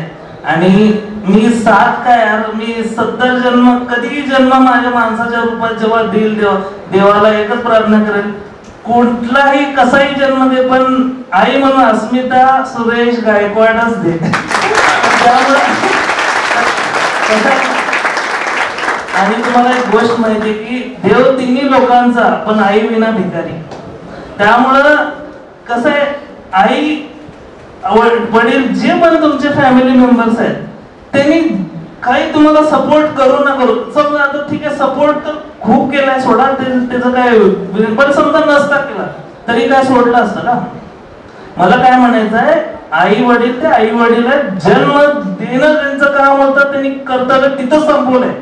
बाकीचं सगळं तुमच्या हातात आहे आणि जन्मभर तुम्ही आईचे पाय सोडले नाही पाहिजे काही करून, कुठल्याही कुणासाठी पण काही होऊ दे. सगळ्यात इम्पॉर्टंट आई वडिलांना विश्वासात घेऊन करा. आणि त्यामुळं मी सगळ्या माझ्या आई वडिलांचे सगळ्यात प्रथम आभार व्यक्त करतो आणि धन्यवाद देतो. खूप छान, दोघांचे विचार खूप उच्च आहेत. अजून एक आम्हाला असं विचार वाटतं की ऍज अ कॉलेज स्टुडंट आणि ॲल्युमिनी तुम्हाला काय वाटतं की आपल्या कॉलेजने काय बदल करावा जेणेकरून विद्यार्थ्यांना स्वतःचं कल किंवा स्ट्रेंथ ओळखता यावे, असं काय चेंज करावं, तुमचं काय मार्गदर्शन? खरं ज्यावेळेस मी शिकत होते त्यावेळेस कॉलेज खूप वेगळं होतं आणि जे जे आम्हाला वाटत होतं की हे पाहिजे ते आता कॉलेजने केलेलंच आहे. सो मला वाटतं तुम्हाला काय पाहिजे का स्टुडंट्स कडून, कारण आमचं तर सगळं आता केलेलं आहे कॉलेज, तुम्हाला काय पाहिजे का मी ते सांगते सरांना करायला. स्टुडंटला सकाळी कॉलेज हवं होतं 8 वाजता, ते सरांनी चालू केलंय. ओके, आता आपण थोडंसं एक टेक्निकल सब्जेक्ट बद्दल बोलूया. सिव्हिल इंजिनिअरिंग मध्ये फील्ड खूप वास्ट आहे, भरपूर विषय आहेत. मग तुमचे त्यापैकी स्ट्रॉंग सब्जेक्ट कुठले होते आणि वीक कुठले होते, आणि तुम्ही वीकनेस वर कसं काम केलं ते आम्हाला दोघं जण सांगितलं तर मार्गदर्शन मिळालं तर बरं होईल. तर सिव्हिल इंजिनिअरिंगचीच गोष्ट करायची झाली वास्ट, तर यस सिव्हिल इंजिनिअरिंगच नाही, मी म्हणतो सगळ्या इंजिनिअरिंग वास्ट, कुठलीही ब्रांच अशी नाही की वास्ट नाही. सगळ्यात महत्वाचं म्हणजे काय, यामध्ये तुम्हाला रामायणातली एक स्टोरी माहित असेल. जेव्हा लक्ष्मण हे होतो इंजर्ड होतो तेव्हा जडीबुटी पाहिला असते माहिती ना, तेव्हा कोण जातं आणायला, द्रोणागिरी पर्वत, बरोबर. तिथं जडीबुटी असती आणि तिथं कुणाला पाठवतात, हनुमान. तर हनुमानजी जेव्हा स्वतः जातात पर्वतावर, त्यांना सापडते का जडीबुटी, सापडते नाही सापडत. का नाही सापडली, देव आहेत ते, तर देव आहेत, देवाला नाही सापडली जडीबुटी, मग कोणाला, मला सापडली असती का, तुम्हाला सापडेल का. मला म्हणायचं सिव्हिल इंजिनिअरिंगचे जे क्वेश्चन्स आहेत एमपीएससी मध्ये येतात ते जडीबुटी आहेत, आणि तुम्ही काय म्हणताय की आम्हाला जडीबुटी द्या.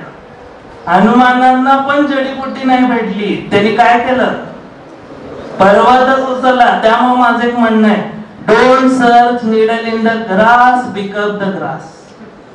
तर महत्वाचं काय आहे यामध्ये की सिव्हिल इंजिनिअरिंग वास्ट आहे, तर तुम्ही माइंडसेट पण वास्ट करा.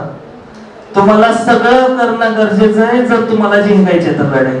आणि त्यामुळं वेचत जाऊ नका की हा क्वेश्चन करू का, हा करू का, हा करू, हा येईल का, हा येईल. यातलं जरी काय येऊ नाही येऊ सगळं करणं गरजेचं आहे. तुम्हाला आज नव्हते त्याचा फायदा होईल, आणि त्यामुळेच मी म्हणतो की टोटल तुमचं माइंडसेट, तुमची कन्सिस्टन्सी जितकी वास्ट होईल तितकं चांगलं आहे तुमच्यासाठी. त्याच्यासोबतच एक आता इंटरव्ह्यूची भीती सर्व विद्यार्थ्यांना राहते. तर इंटरव्ह्यू पॅनल कसा असतो आणि त्याच्यातला एखादा क्वेश्चन शेअर करता आला, दोघं एक एक क्वेश्चन चॅलेंजिंग किंवा एक सिंपल क्वेश्चन, त्याचं आन्सर कसं असावं, तर ते विद्यार्थ्यांनाही थोडा फायदा होईल त्याचा. इंटरव्ह्यू खूप वास्ट आहे. मला वाटतं ते इंटरव्ह्यूची तयारी पहिले करण्यापेक्षा मेन्सचा जास्त फोकस करायला पाहिजे सगळ्यांनी. माझा इंटरव्ह्यूचा म्हणजे एक मजेशीर प्रश्न म्हणजे की मला आपल्या कॉलेजचे संस्थापक कोण आहे ते विचारलं होतं इंटरव्ह्यूमध्ये. मला नव्हतं येत, मी त्यांना सांगितलं की नाही येत. मग मला वाटतं इंटरव्ह्यूमध्ये ते तुम्ही किती ट्रू आहात युअर सेल्फ सोबत ते जास्त जज करतात. काहीतरी एक दुसरी इमेज पुटअप करण्यापेक्षा जे तुम्ही आहात आता ते पुटअप करायला पाहिजे इंटरव्ह्यूमध्ये, ते महत्वाचं आहे. कारण ते इंटरव्ह्यूमध्ये तुमची नॉलेज चेक नाही करत, कारण नॉलेज मेन्सने ऑलरेडी चेक केलेली असते.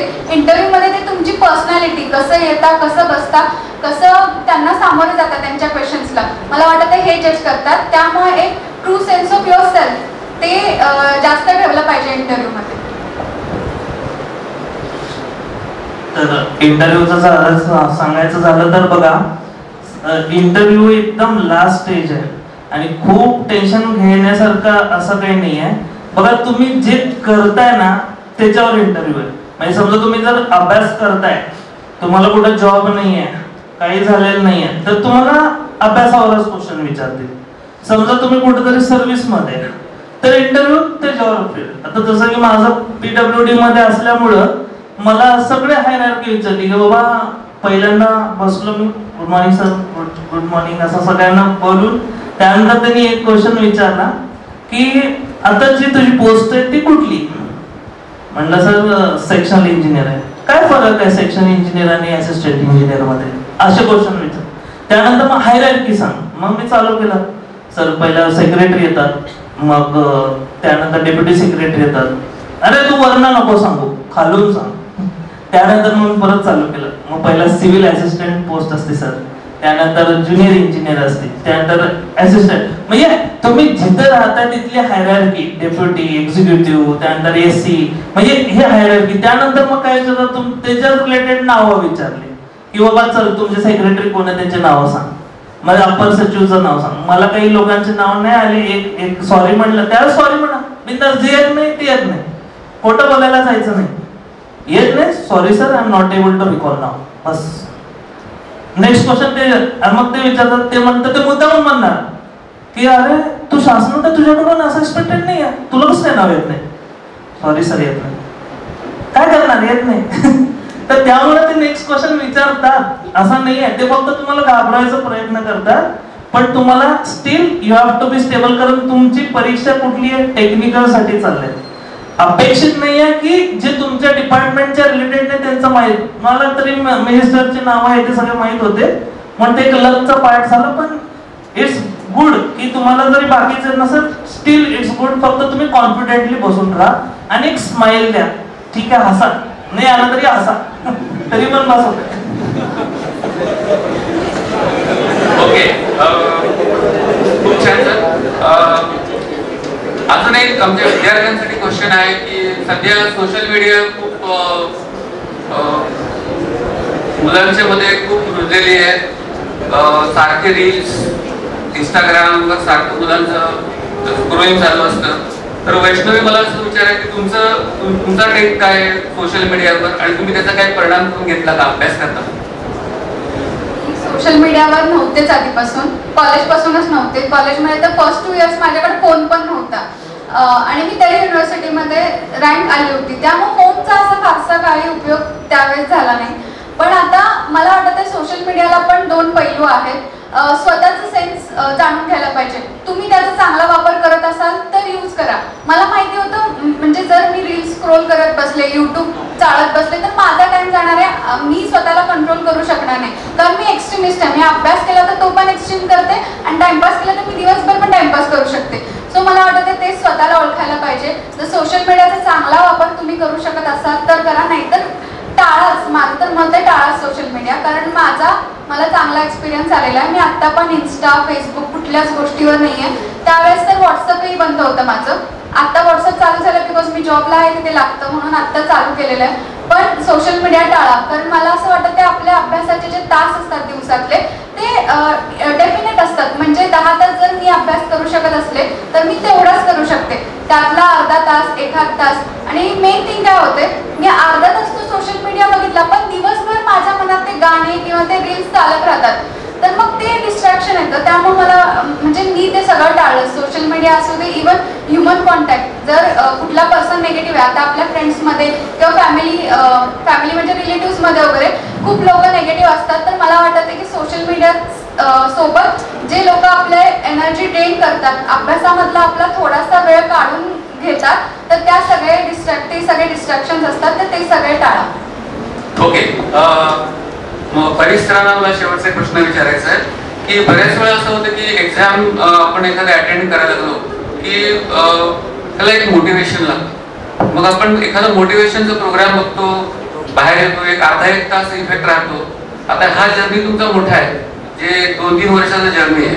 Then how you stay motivated throughout the preparation? तुम्ही शेवटपर्यंत प्रिपरेशन करताना मोटिवेट कसं ठेवता स्वतःला? तर ह्याच्या आधी मला थोडं सोशल मीडियाबद्दल पण बोलायचं. 2 मिनिटात सांगतो. बघा किती लोकांकडे इथं मोबाईल आहे, मोबाईल सगळ्या ऑलमोस्ट नसलेले मोबाईल ज्यांच्याकडे नाहीये म्हणजे खोटं बोलताय. तर ठीक आहे, तर मला काय म्हणायचंय की बघा इंजिनिअरिंगच्या लास्ट इयर पर्यंत माझ्याकडे तर मोबाईल नव्हता. आणि अजून एक सांगतो, जेव्हा आईचा फोन यायचा, आम्ही हॉस्टेलमध्ये राहायचो मुंबईला, अंधेरीला. तर 3 फ्लोअरचं हॉस्टेल आहे, खाली मित्र आहेत सगळे, आणि एकदम माहित आहे तुम्हाला, पोरांना तर माहित आहे, सगळे शिवाय देणारे मित्र, एकदम सॉलिड सगळे येणार. तर त्यामुळं जेव्हा फोन यायचा मम्मीचा, पहिला खालून त्याला वर यायला लागत होतं मला माझ्या रूम पर्यंत, किंवा पर्यंत आईचा फोन आहे. तर आता ते फोन देऊन यायला त्यांनी येणार, मला 2 शिव्या घालणार आणि मला म्हणणार की तू माझं बी टाइम खातो, तुझा पण तू का मोबाईल घेत नाही. आणि तेव्हा एकदा मम्मी आली हॉस्टेलमध्ये आणि मोबाईल घेऊन आली. लास्ट इयर ऑलमोस्ट संपलं होतं, म्हणजे एक सेम राहिली होती फक्त. आणि मोबाईल आणला होता नवीन एकदम. तर त्यामध्ये आणि 2-3 मुलं पण जमले होते माझ्याच मित्र आणि आयफोन आणला होता. आयफोन म्हणजे कधीच मोबाईलच बघितला ना, डायरेक्ट आयफोन आणला. तर त्यामध्ये पण मग म्हटलं नको, मी घेणार नाही म्हटलं मोबाईल, आता नाही घेणार, थोडे दिवस जाऊ दे म्हटलं, थोडे 6 महिने जाऊ दे. माझे मित्र मागून शिवाय घालायला चालू केलं, तू तर गेला तर मी तर घेतो. नाही म्हटलं आता मी नाही येणार परत तुझ्या रूम मध्ये मोबाईल द्यायला. तर कसं आहे माहिती का, आपण सेल्फ कंट्रोल किती ठेवतोय आपल्यावर आहे. आपल्याला काय गरज आहे आपल्याला ओळखायला पाहिजे. आणि सोशल मीडियाबद्दल ऍडिक्शन, यार ऍडिक्शन सगळ्यांना असतं कुठल्या ना कुठल्या गोष्टीचं.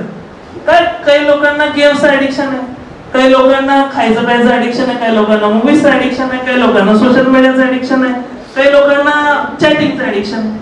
तर ऍडिक्शन आहे, मला पण ऍडिक्शन आहे. कशाचं? बस सिव्हिल ऍडिक्शन आहे. तर सिव्हिल ऍडिक्शन आहे थोडक्यात. आणि त्यामुळेच कसं आहे माहिती का, आपलं इंजिनिअरिंगला आम्ही ऍडिक्ट राहिलो किंवा बुक्सला ऍडिक्ट राहिलो म्हणून आज कुठंतरी इथं दिसतोय, नाहीतर दिसलो असं कुठंतरी. तर त्यामुळे मला हे म्हणायचं. आणि दुसरा क्वेश्चन जो म्हणले सरांनी की how you stayed motivated. Motivated कधीच राहत नाही माणूस. प्रत्येक पावलोपाली बघा 2 गोष्टी आहेत यामध्ये. मी यामध्ये 2 गोष्टी जोडतो की माणसाला एक गोष्ट आहे कन्सिस्टन्सी. तुम्ही कन्सिस्टन्सी शब्द खूपदा ऐकलाय सगळ्यांनी आहे ना. कन्सिस्टन्सीचा अर्थ कोणाला माहिती आहे का? सातत्य, रेग्युलर राहणं एखाद्या कामात. पण मी म्हणतो कन्सिस्टन्सी सारखाच अजून एक शब्द आहे परसिस्टंट. हा कोणी ऐकलाय? परसिस्टंट. तर 2 शब्दांमध्ये एक फरक आहे. कन्सिस्टन्सी जेव्हा मेंटेन करतो माणूस तेव्हा डिफिकल्टी येत नाही. डिफिकल्टी आल्यावर काय करायचं, ती कन्सिस्टन्सी कशी मेंटेन करायचं, ह्याला तो शब्द नाहीये, त्याला परसिस्टंट शब्द आहे. की तुम्हाला 100 लाख अडचणी येऊन सुद्धा तुम्ही तो काम पूर्ण केले त्या दिवशी, त्याला म्हणू शकता तुम्ही परसिस्टंट आहे. तर माझं म्हणणं प्रत्येक सेमिनारमध्ये कन्सिस्टंट राहून काय होत नाही, परसिस्टंट व्हावं लागेल. कारण बघा कुठेतरी तुम्ही डेली उठणार आहे, मग कुणाचं तरी फंक्शन येणार आहे, कुणा तुमच्या भाऊ बहिणीचं लग्न येणार आहे, तेव्हा तुम्ही काय करणार, माझ्या मेसमध्ये माझ्या भावाचं लग्न होतं 2 दिवस मला तिथं वाया घालावं लागेल. म्हणजे वाया नाही म्हणजे आता भावाला इथं नाही आपण बोलू शकतो नाही तर तुम्ही मारला असतं मला.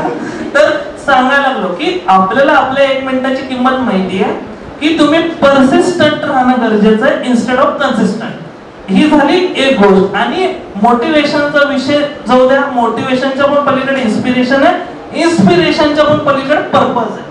तर मला हे म्हणायचं की नो युअर इकिगाई. मी पहिलाच म्हणलेलं की purpose is the main fuel. तुम्हाला तुमच्या आवडीने येत आहे का या क्षेत्रात हेच कळणं गरजेचं आहे. नाही येत आहे, मला नाही होत आहे, सरळ सांगा पॅरेंट्सला की नाही मी चांगलं क्रिकेट खेळू शकतो, मी चांगला बिझनेस करू शकतो, मला अजून टीचिंग आवड आहे.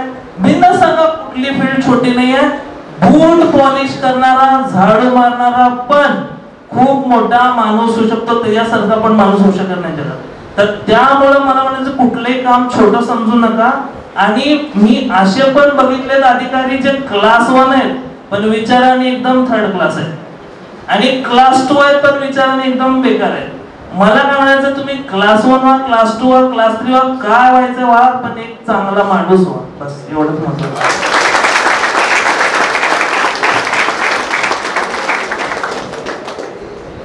अजून कंटिन्यू करायचं आहे प्रोग्राम? Yes, good. आता एक एवढा एनर्जी लेवल वाढलेली आहे, तर एक last 1 or 2 questions I can take it from the students. 1 or 2 questions आहेत. क्वेश्चन?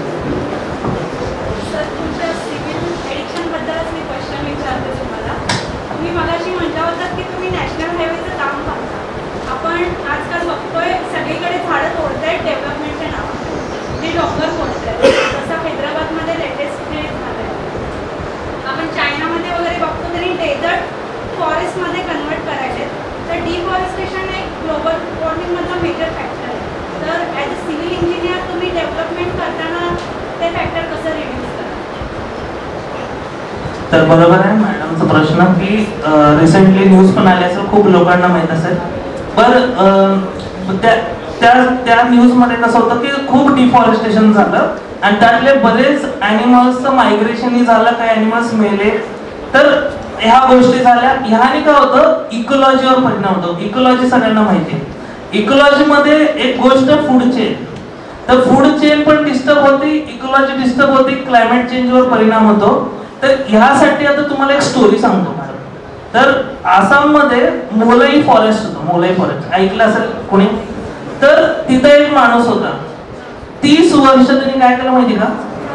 दररोज एक झाड.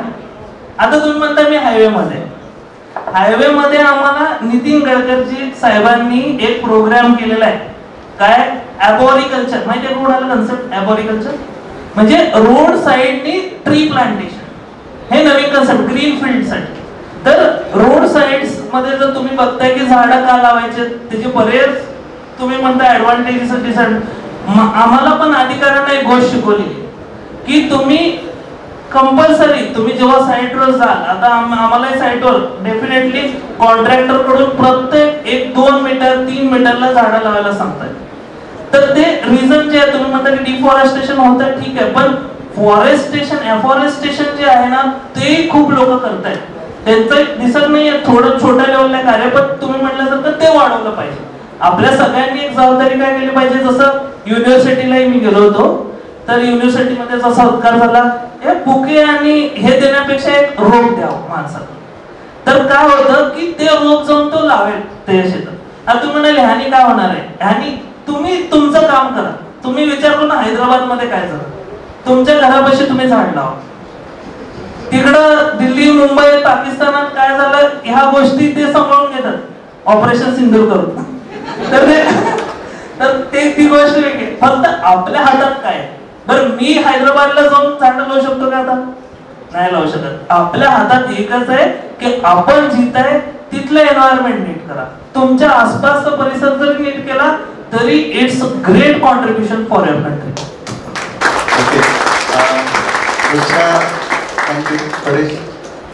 Okay question hello sir, coaching classes का इम्पोर्टेंस क्या होता है या self study is enough for us? What would be better? Me coaching लावली होती, तर मला वाटतं ते कोचिंग क्लासेस निवडणं जास्त इम्पॉर्टंट आहे.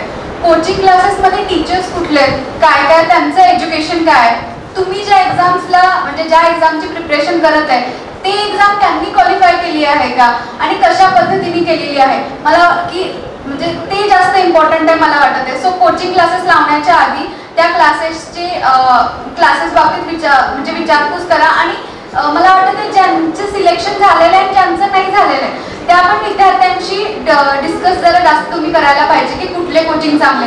आणि लावायच्या आधी त्या क्लासेसमध्ये जे मुलं शिकत आहेत त्यांच्याशी चर्चा करत जाऊन की किती सिलेबस झालेलं आहे, काय झालेलं आहे, ह्या सगळ्यांची चर्चा करा. आणि जर समजा तुम्ही लावले असतील कुठले कोचिंग क्लासेस तर त्या कोचिंग क्लासेस पण तुम्हाला डेली चेक केलं पाहिजे की हा कन्सेप्ट त्यांनी शिकवलाय तर हा रिलिव्हंट आहे का एक्झामला, हा आलाय का, आणि जशा पद्धतीने त्या एक्झामला क्वेश्चन आले तशा पद्धतीने त्यांनी शिकवलेलं आहे का, त्या लेवलचं त्यांनी शिकवलेलं आहे का. तर हे पण कोचिंगमध्ये म्हणजे तुम्ही बघितलं पाहिजे कोचिंग क्लासेस लावायच्या आधी. आणि मला वाटतं ते कोचिंग क्लासेस जर चांगले असतील तर तिथले जे सर सांगतात ना सगळ्या गोष्टी तर त्या गोष्टी फॉलो करायला पाहिजे डोळे बंद करून. स्वतःच काहीतरी जे एवढं वेगळं करू नये, थोडासा वेगळेपणा पाहिजे आपल्या स्वतःच्या अभ्यासामध्ये, पण त्यांनी जे पॉईंट सांगितले तर ते मला वाटतं की फॉलो करायला पाहिजे. सो कोचिंग खूप इम्पॉर्टंट गोष्ट आहे. आणि अजून एक मला सांगायला आवडेल की मी पण आधी पुण्याला गेले होते. आपल्याला सगळ्यांना वाटतं एक बबल असतो की एमपीएससी म्हणलं तर पुणे आणि यूपीएससी म्हणलं तर दिल्ली. तर तसं यूपीएससीच्या विद्यार्थ्यांनी प्रूव्ह केलं आणि आता एमपीएससी सरांनी पण घरी बसून अभ्यास केला आणि मी पण घरातच राहून अभ्यास केला. तर मला वाटतं की ते पण एक बघायला पाहिजे की फक्त पुण्याकडेच धाव न घेता स्वतःच्या घराच्या म्हणजे कम्फर्टमध्ये राहून अभ्यास करता येईल का पहिले त्याच्याकडे लक्ष द्या. जर घरी तुम्ही अभ्यास नाही करू शकत असाल तर पुण्याला जावा, पण पहिले घरामध्ये राहून प्रिपरेशन इज द बेस्ट मला वाटत आहे. कारण पुण्याला गेल्यानंतर सगळं स्वतःलाच करावं लागतं, खाणं पिणं राहणं, फ्रेंड सर्कल पण स्वतःलाच चूज करावं लागतो. इथे जर घरी असेल तर पॅरेंट्स लक्ष देऊ शकतात की कुणासोबत जाते, किती वेळ जाते, काय जाते, पण पुण्याला गेल्यानंतर खूप जास्त फ्रीडम भेटतो. तेवढा फ्रीडम पण कामाचा नाही, फ्रीडम पाहिजे पण एक सेन्स फ्रीडम दिला पाहिजे. सो मला वाटत आहे की घरात राहून शक्य जर असेल तुम्हाला, घरचं तुमचं वातावरण तसं असेल आणि तुम्ही आयसोलेशनमध्ये राहून स्टडी करू शकत असाल तर घरी बसून करा, नाहीतर मग सगळ्यांना स्वतःचे जे वेज आहेत त्याच्यानुसार करावं.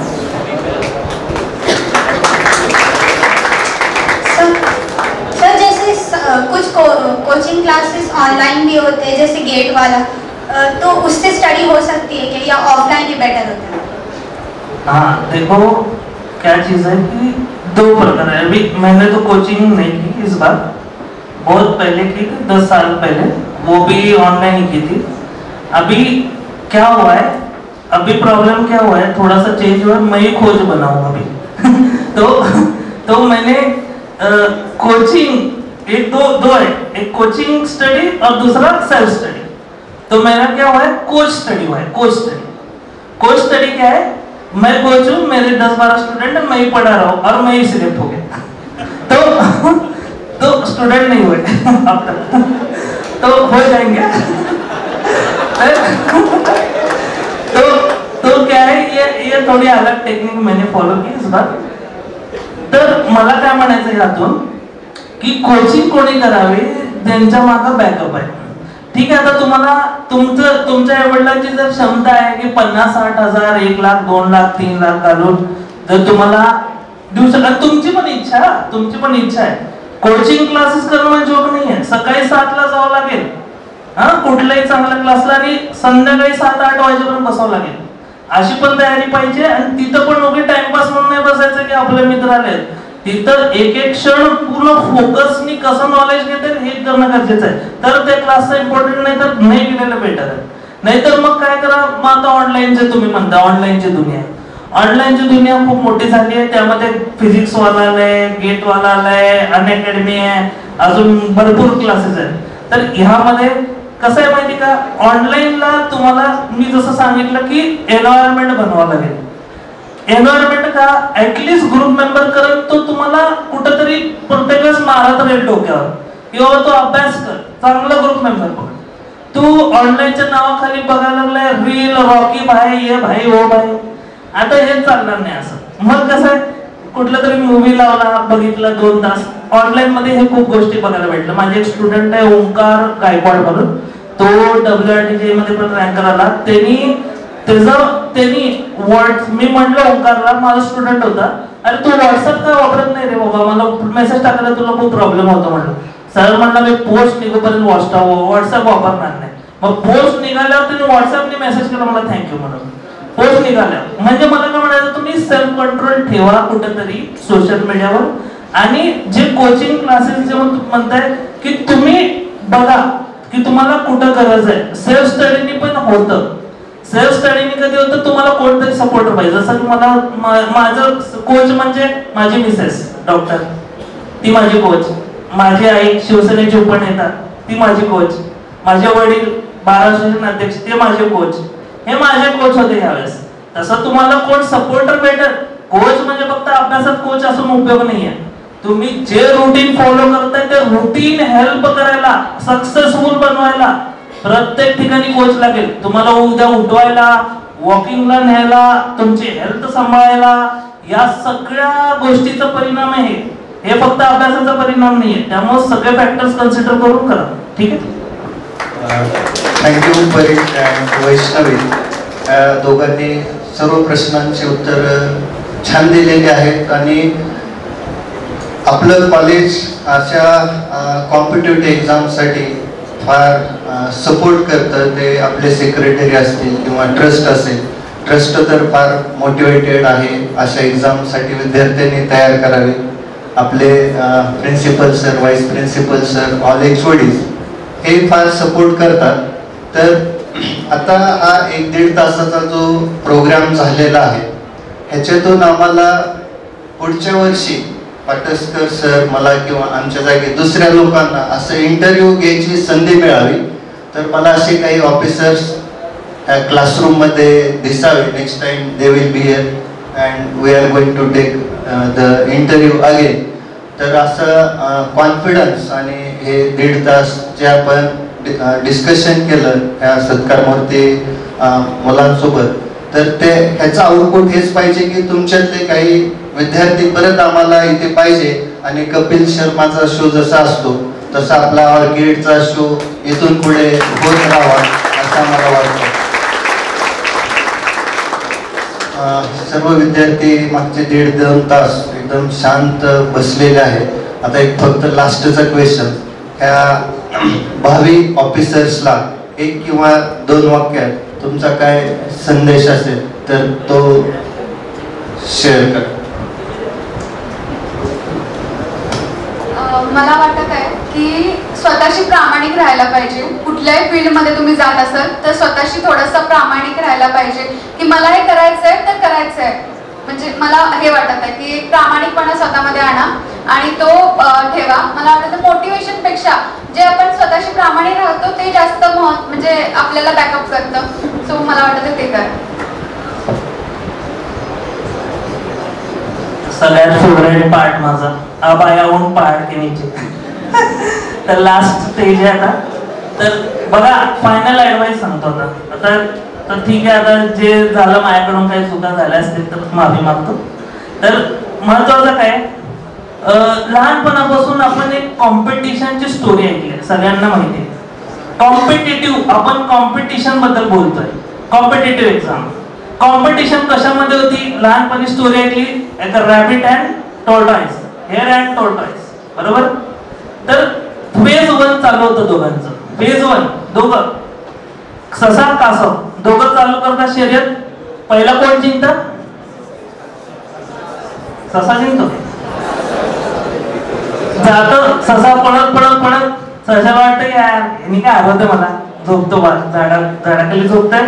कासव जात आहे, जिंकताय. ही झाली फेज 1. यामध्ये काय झालं सांगा? आपला मॉडेल काय? Slow and steady wins the race. बस अजून एक काय यामध्ये विन लूज सिच्युएशन आहे. कोणतरी एक जण जिंकतंय, कोणतरी एक जण हारतंय. सेकंड फेज येऊ आता. सेकंड फेज मध्ये परत आता काय होतं, तसा इगोर घेतो. साला मला कसं काय हरवलं, थांब आता बघतोच याला. परत म्हणताय कासवाला म्हणताय चल परत रेस लाव. परत रेस लावताय. आता कोण जिंकणार? का सशा काय जिंकला सांगा? सिली मिस्टेक कंट्रोल केले. सिली मिस्टेक काय होती? सिली मिस्टेक होती की झाडाखाली झोपला. डोक्यात होतं की काही करून झोपायचं नाही का जिंकूपर्यंत. मग आता मेसेज काय सेकंड स्टोरीचा? Fast and consistent is better than slow and steady. Fast and consistent is better than slow and steady. आता फेज 3 ला येऊ. आता परत कासवाला इगो, चला मला परत हरवलं, आता मी मला बघतो. ह्याला अजून एक ग्राउंड डिसाइड करतो कासव असं ग्राउंड डिसाइड करतो की आता मध्ये एक नदी आहे आणि तेव्हा परत रेस लावला होतो सशाला. आणि आता दोघं परत रेस लावले. ससा पळत पळत जातो, सिली मिस्टेक न करता, पण पाणी आलं की थांबावं लागतंय. आता तिथून कसं जाणार? पण कासव परत पाहून जात आहे, जिंकत आहे. मग आता दोन्ही केस मध्ये मला सांगा फेज 2 फेज 3 मध्ये काय झालं? दोघांनी इगोवर घेतलं, दोघंही जिंकले एक एकदा.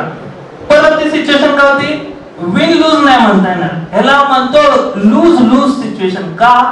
कारण कुठंतरी लास्टला जेव्हा ते वर पोहोचून जिंकतात ना, तिथं गिल्ट फिलिंग येते दोघांना की यार मी फेअर रेस नाही खेळलो ह्याच्याबरोबर, मी कुठंतरी माझं ग्राउंड मध्ये आणलं होतं म्हणून जिंकलो, नाहीतर ह्याला हरवू शकलो नसतो मी. मग ही फेअर रेस नव्हती खेळली म्हणून इगोवर घेतलं, म्हणून गिल्ट फिलिंग आलं, म्हणून दोघं पण हारले आयुष्यात. म्हणून म्हणतो लूज लूज सिच्युएशन आहे. आता फेज 4 आणि जे तुम्हाला फायनल ऍडवाइस सांगायचं सगळ्यांना तो क्षण. तर हा फेज काय आहे की दोघं परत रेस लावतात, पण रेस लावायच्यात एक डील होती भाई. एक डील म्हणतो ना, डील काय होती? आता डील काय होती की दोघांना गिल्ट फिलिंग आली असते, दोघांना माहित असतंय. आता दोघं म्हणतात की बघ माहित आहे की कुठं तर तू पण कुठल्या तर गोष्टीमध्ये स्ट्रॉंग आहे यार माझ्यापेक्षा, मी पण तुझ्यापेक्षा कुठल्या तर गोष्टीमध्ये स्ट्रॉंग आहे. तर दोघं जण म्हणतात की आता आपण काय करू, आपण हे मिळून रेस करू. जेव्हा आपण लँड असेल, जमीन असेल, तेव्हा ससा कासवाला घेऊन वर जाईल, जेव्हा पण पाणी असेल तेव्हा कासव सशाला घेऊन जाईल. तर ह्याने काय झालं आता लास्टला, याने झालं win win situation. Win win म्हणजे काय, दोघं पण जिंकले. म्हणून तुम्ही असं समजू नका की हा माझा मित्र, हा कसं काय झाला, मी का नाही झाले. तुम्ही प्लेज घेतली, India is my country, all Indians are my brothers and sisters. त्यामुळं इगोर घ्यायचं नाही. माझा बंधू आहे, झालाय माझा अभिमान आहे, माझी बहीण आहे, झाली मला हिचा अभिमान आहे. तर मला काय म्हणायचं की सोबत घेऊन जा मित्रांना आणि विन विन सिच्युएशन खेळा, कधीच हारणार नाही तुम्ही लाईफमध्ये.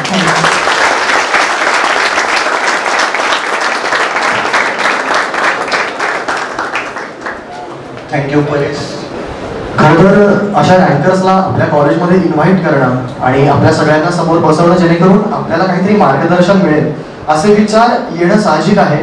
पण अशा विचारांना सत्यात उतरवणं हे फक्त ऑर्किड कॉलेजच करू शकतं. त्यामुळे मला असं वाटतं की आपल्या सगळ्या फॅकल्टी मेंबरसाठी आणि आपल्या संस्थेसाठी एकदा खणखणीत टाळ्या झाल्या पाहिजे. सरांची अशी इच्छा होती की जेणेकरून आपल्याला मार्गदर्शन मिळेल आणि पुढचा इंटरव्ह्यू तुमच्यापैकीच कुणाचा तरी सरांनी घ्यावा. आजचा इंटरव्ह्यू अशा प्रकारे झाला आहे. भोगे सर आणि पाटसकर सर, मला असं वाटतं की पहिला या दोघांसाठी टाळ्या झाल्या पाहिजे की इतक्या सुंदर पद्धतीचा इंटरव्ह्यू संपन्न केला. आणि मी शुअरिटी देतो, आजचा इंटरव्ह्यू, आजचा कार्यक्रम असा झाला आहे की पुढच्या 5 वर्षात एक लाल दिव्याची गाडी आपल्या विद्यार्थ्याची असेल. नंबर 3, दोघांचा सुद्धा एक कॉमन पॉइंट होता, तो म्हणजे गुरु आपला मित्र असला पाहिजे किंवा आपल्या गुरुला आपण आपला मित्र बनवला पाहिजे. याच्यावर गुलजार साहब म्हणतात कि दोस्ती दिल से हो तो वफा बन जाती है, दोस्ती प्यार से हो तो मोहब्बत बन जाती है, दोस्ती अनजान से हो तो पहचान बन जाती है, कि दोस्ती अनजान से हो तो पहचान बन जाती है और दोस्ती अगर अच्छे गुरु से हो तो जिंदगी बन जाती है, तो जिंदगी बन जाती है.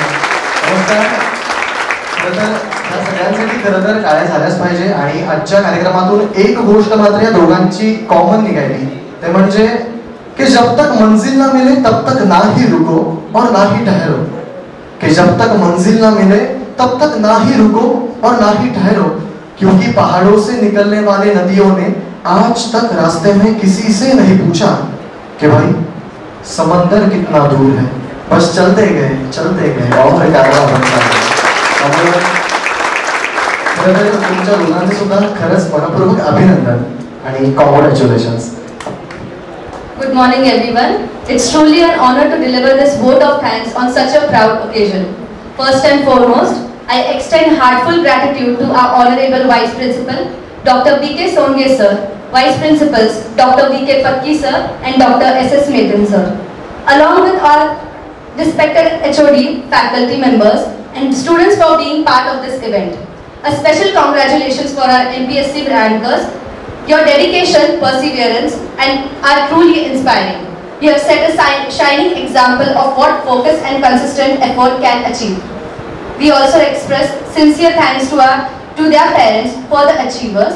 Your unwavering support has played a key role in their journey.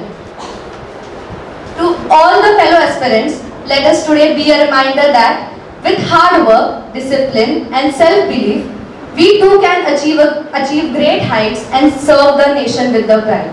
Thank you all of you once again. ज़्यादा एवढंच सांगेन कि बस अब खुशियां ही खुशियां साथ हो, गमों से ना कभी मुलाकात हो, सर पे हमेशा उस ईश्वर का और बड़ों का हाथ हो. आप दोनों को भी ये सक्सेस ऑर्किड कॉलेज की ओर से बहुत बहुत बहुत खास हो, बहुत खास हो और बहुत खास हो. जय हिंद, जय महाराष्ट्र.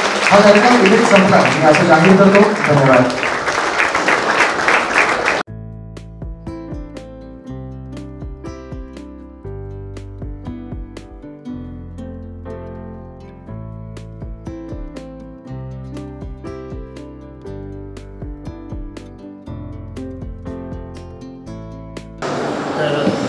सर्वात प्रथम मी ऑर्किड कॉलेजचे प्रिन्सिपल सोंगे सर, त्यानंतर B.K. Patki sir vice principal, त्यानंतर मोरे सर HOD आहेत सिव्हिल ब्रांचचे, त्यांचे मनापासून आभार व्यक्त करतो की मला इथं बोलण्याची संधी दिली, एक मार्गदर्शन करायची संधी दिली.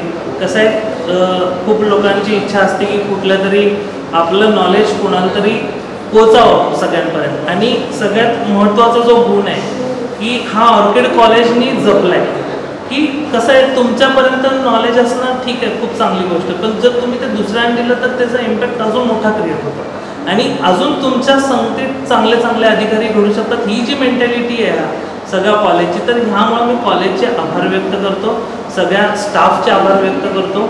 आणि इथं मला बोलण्यासाठी जे हे दिले, एन्व्हायरमेंट दिले, वातावरण दिले, ते खरंच खूप चांगलं आहे.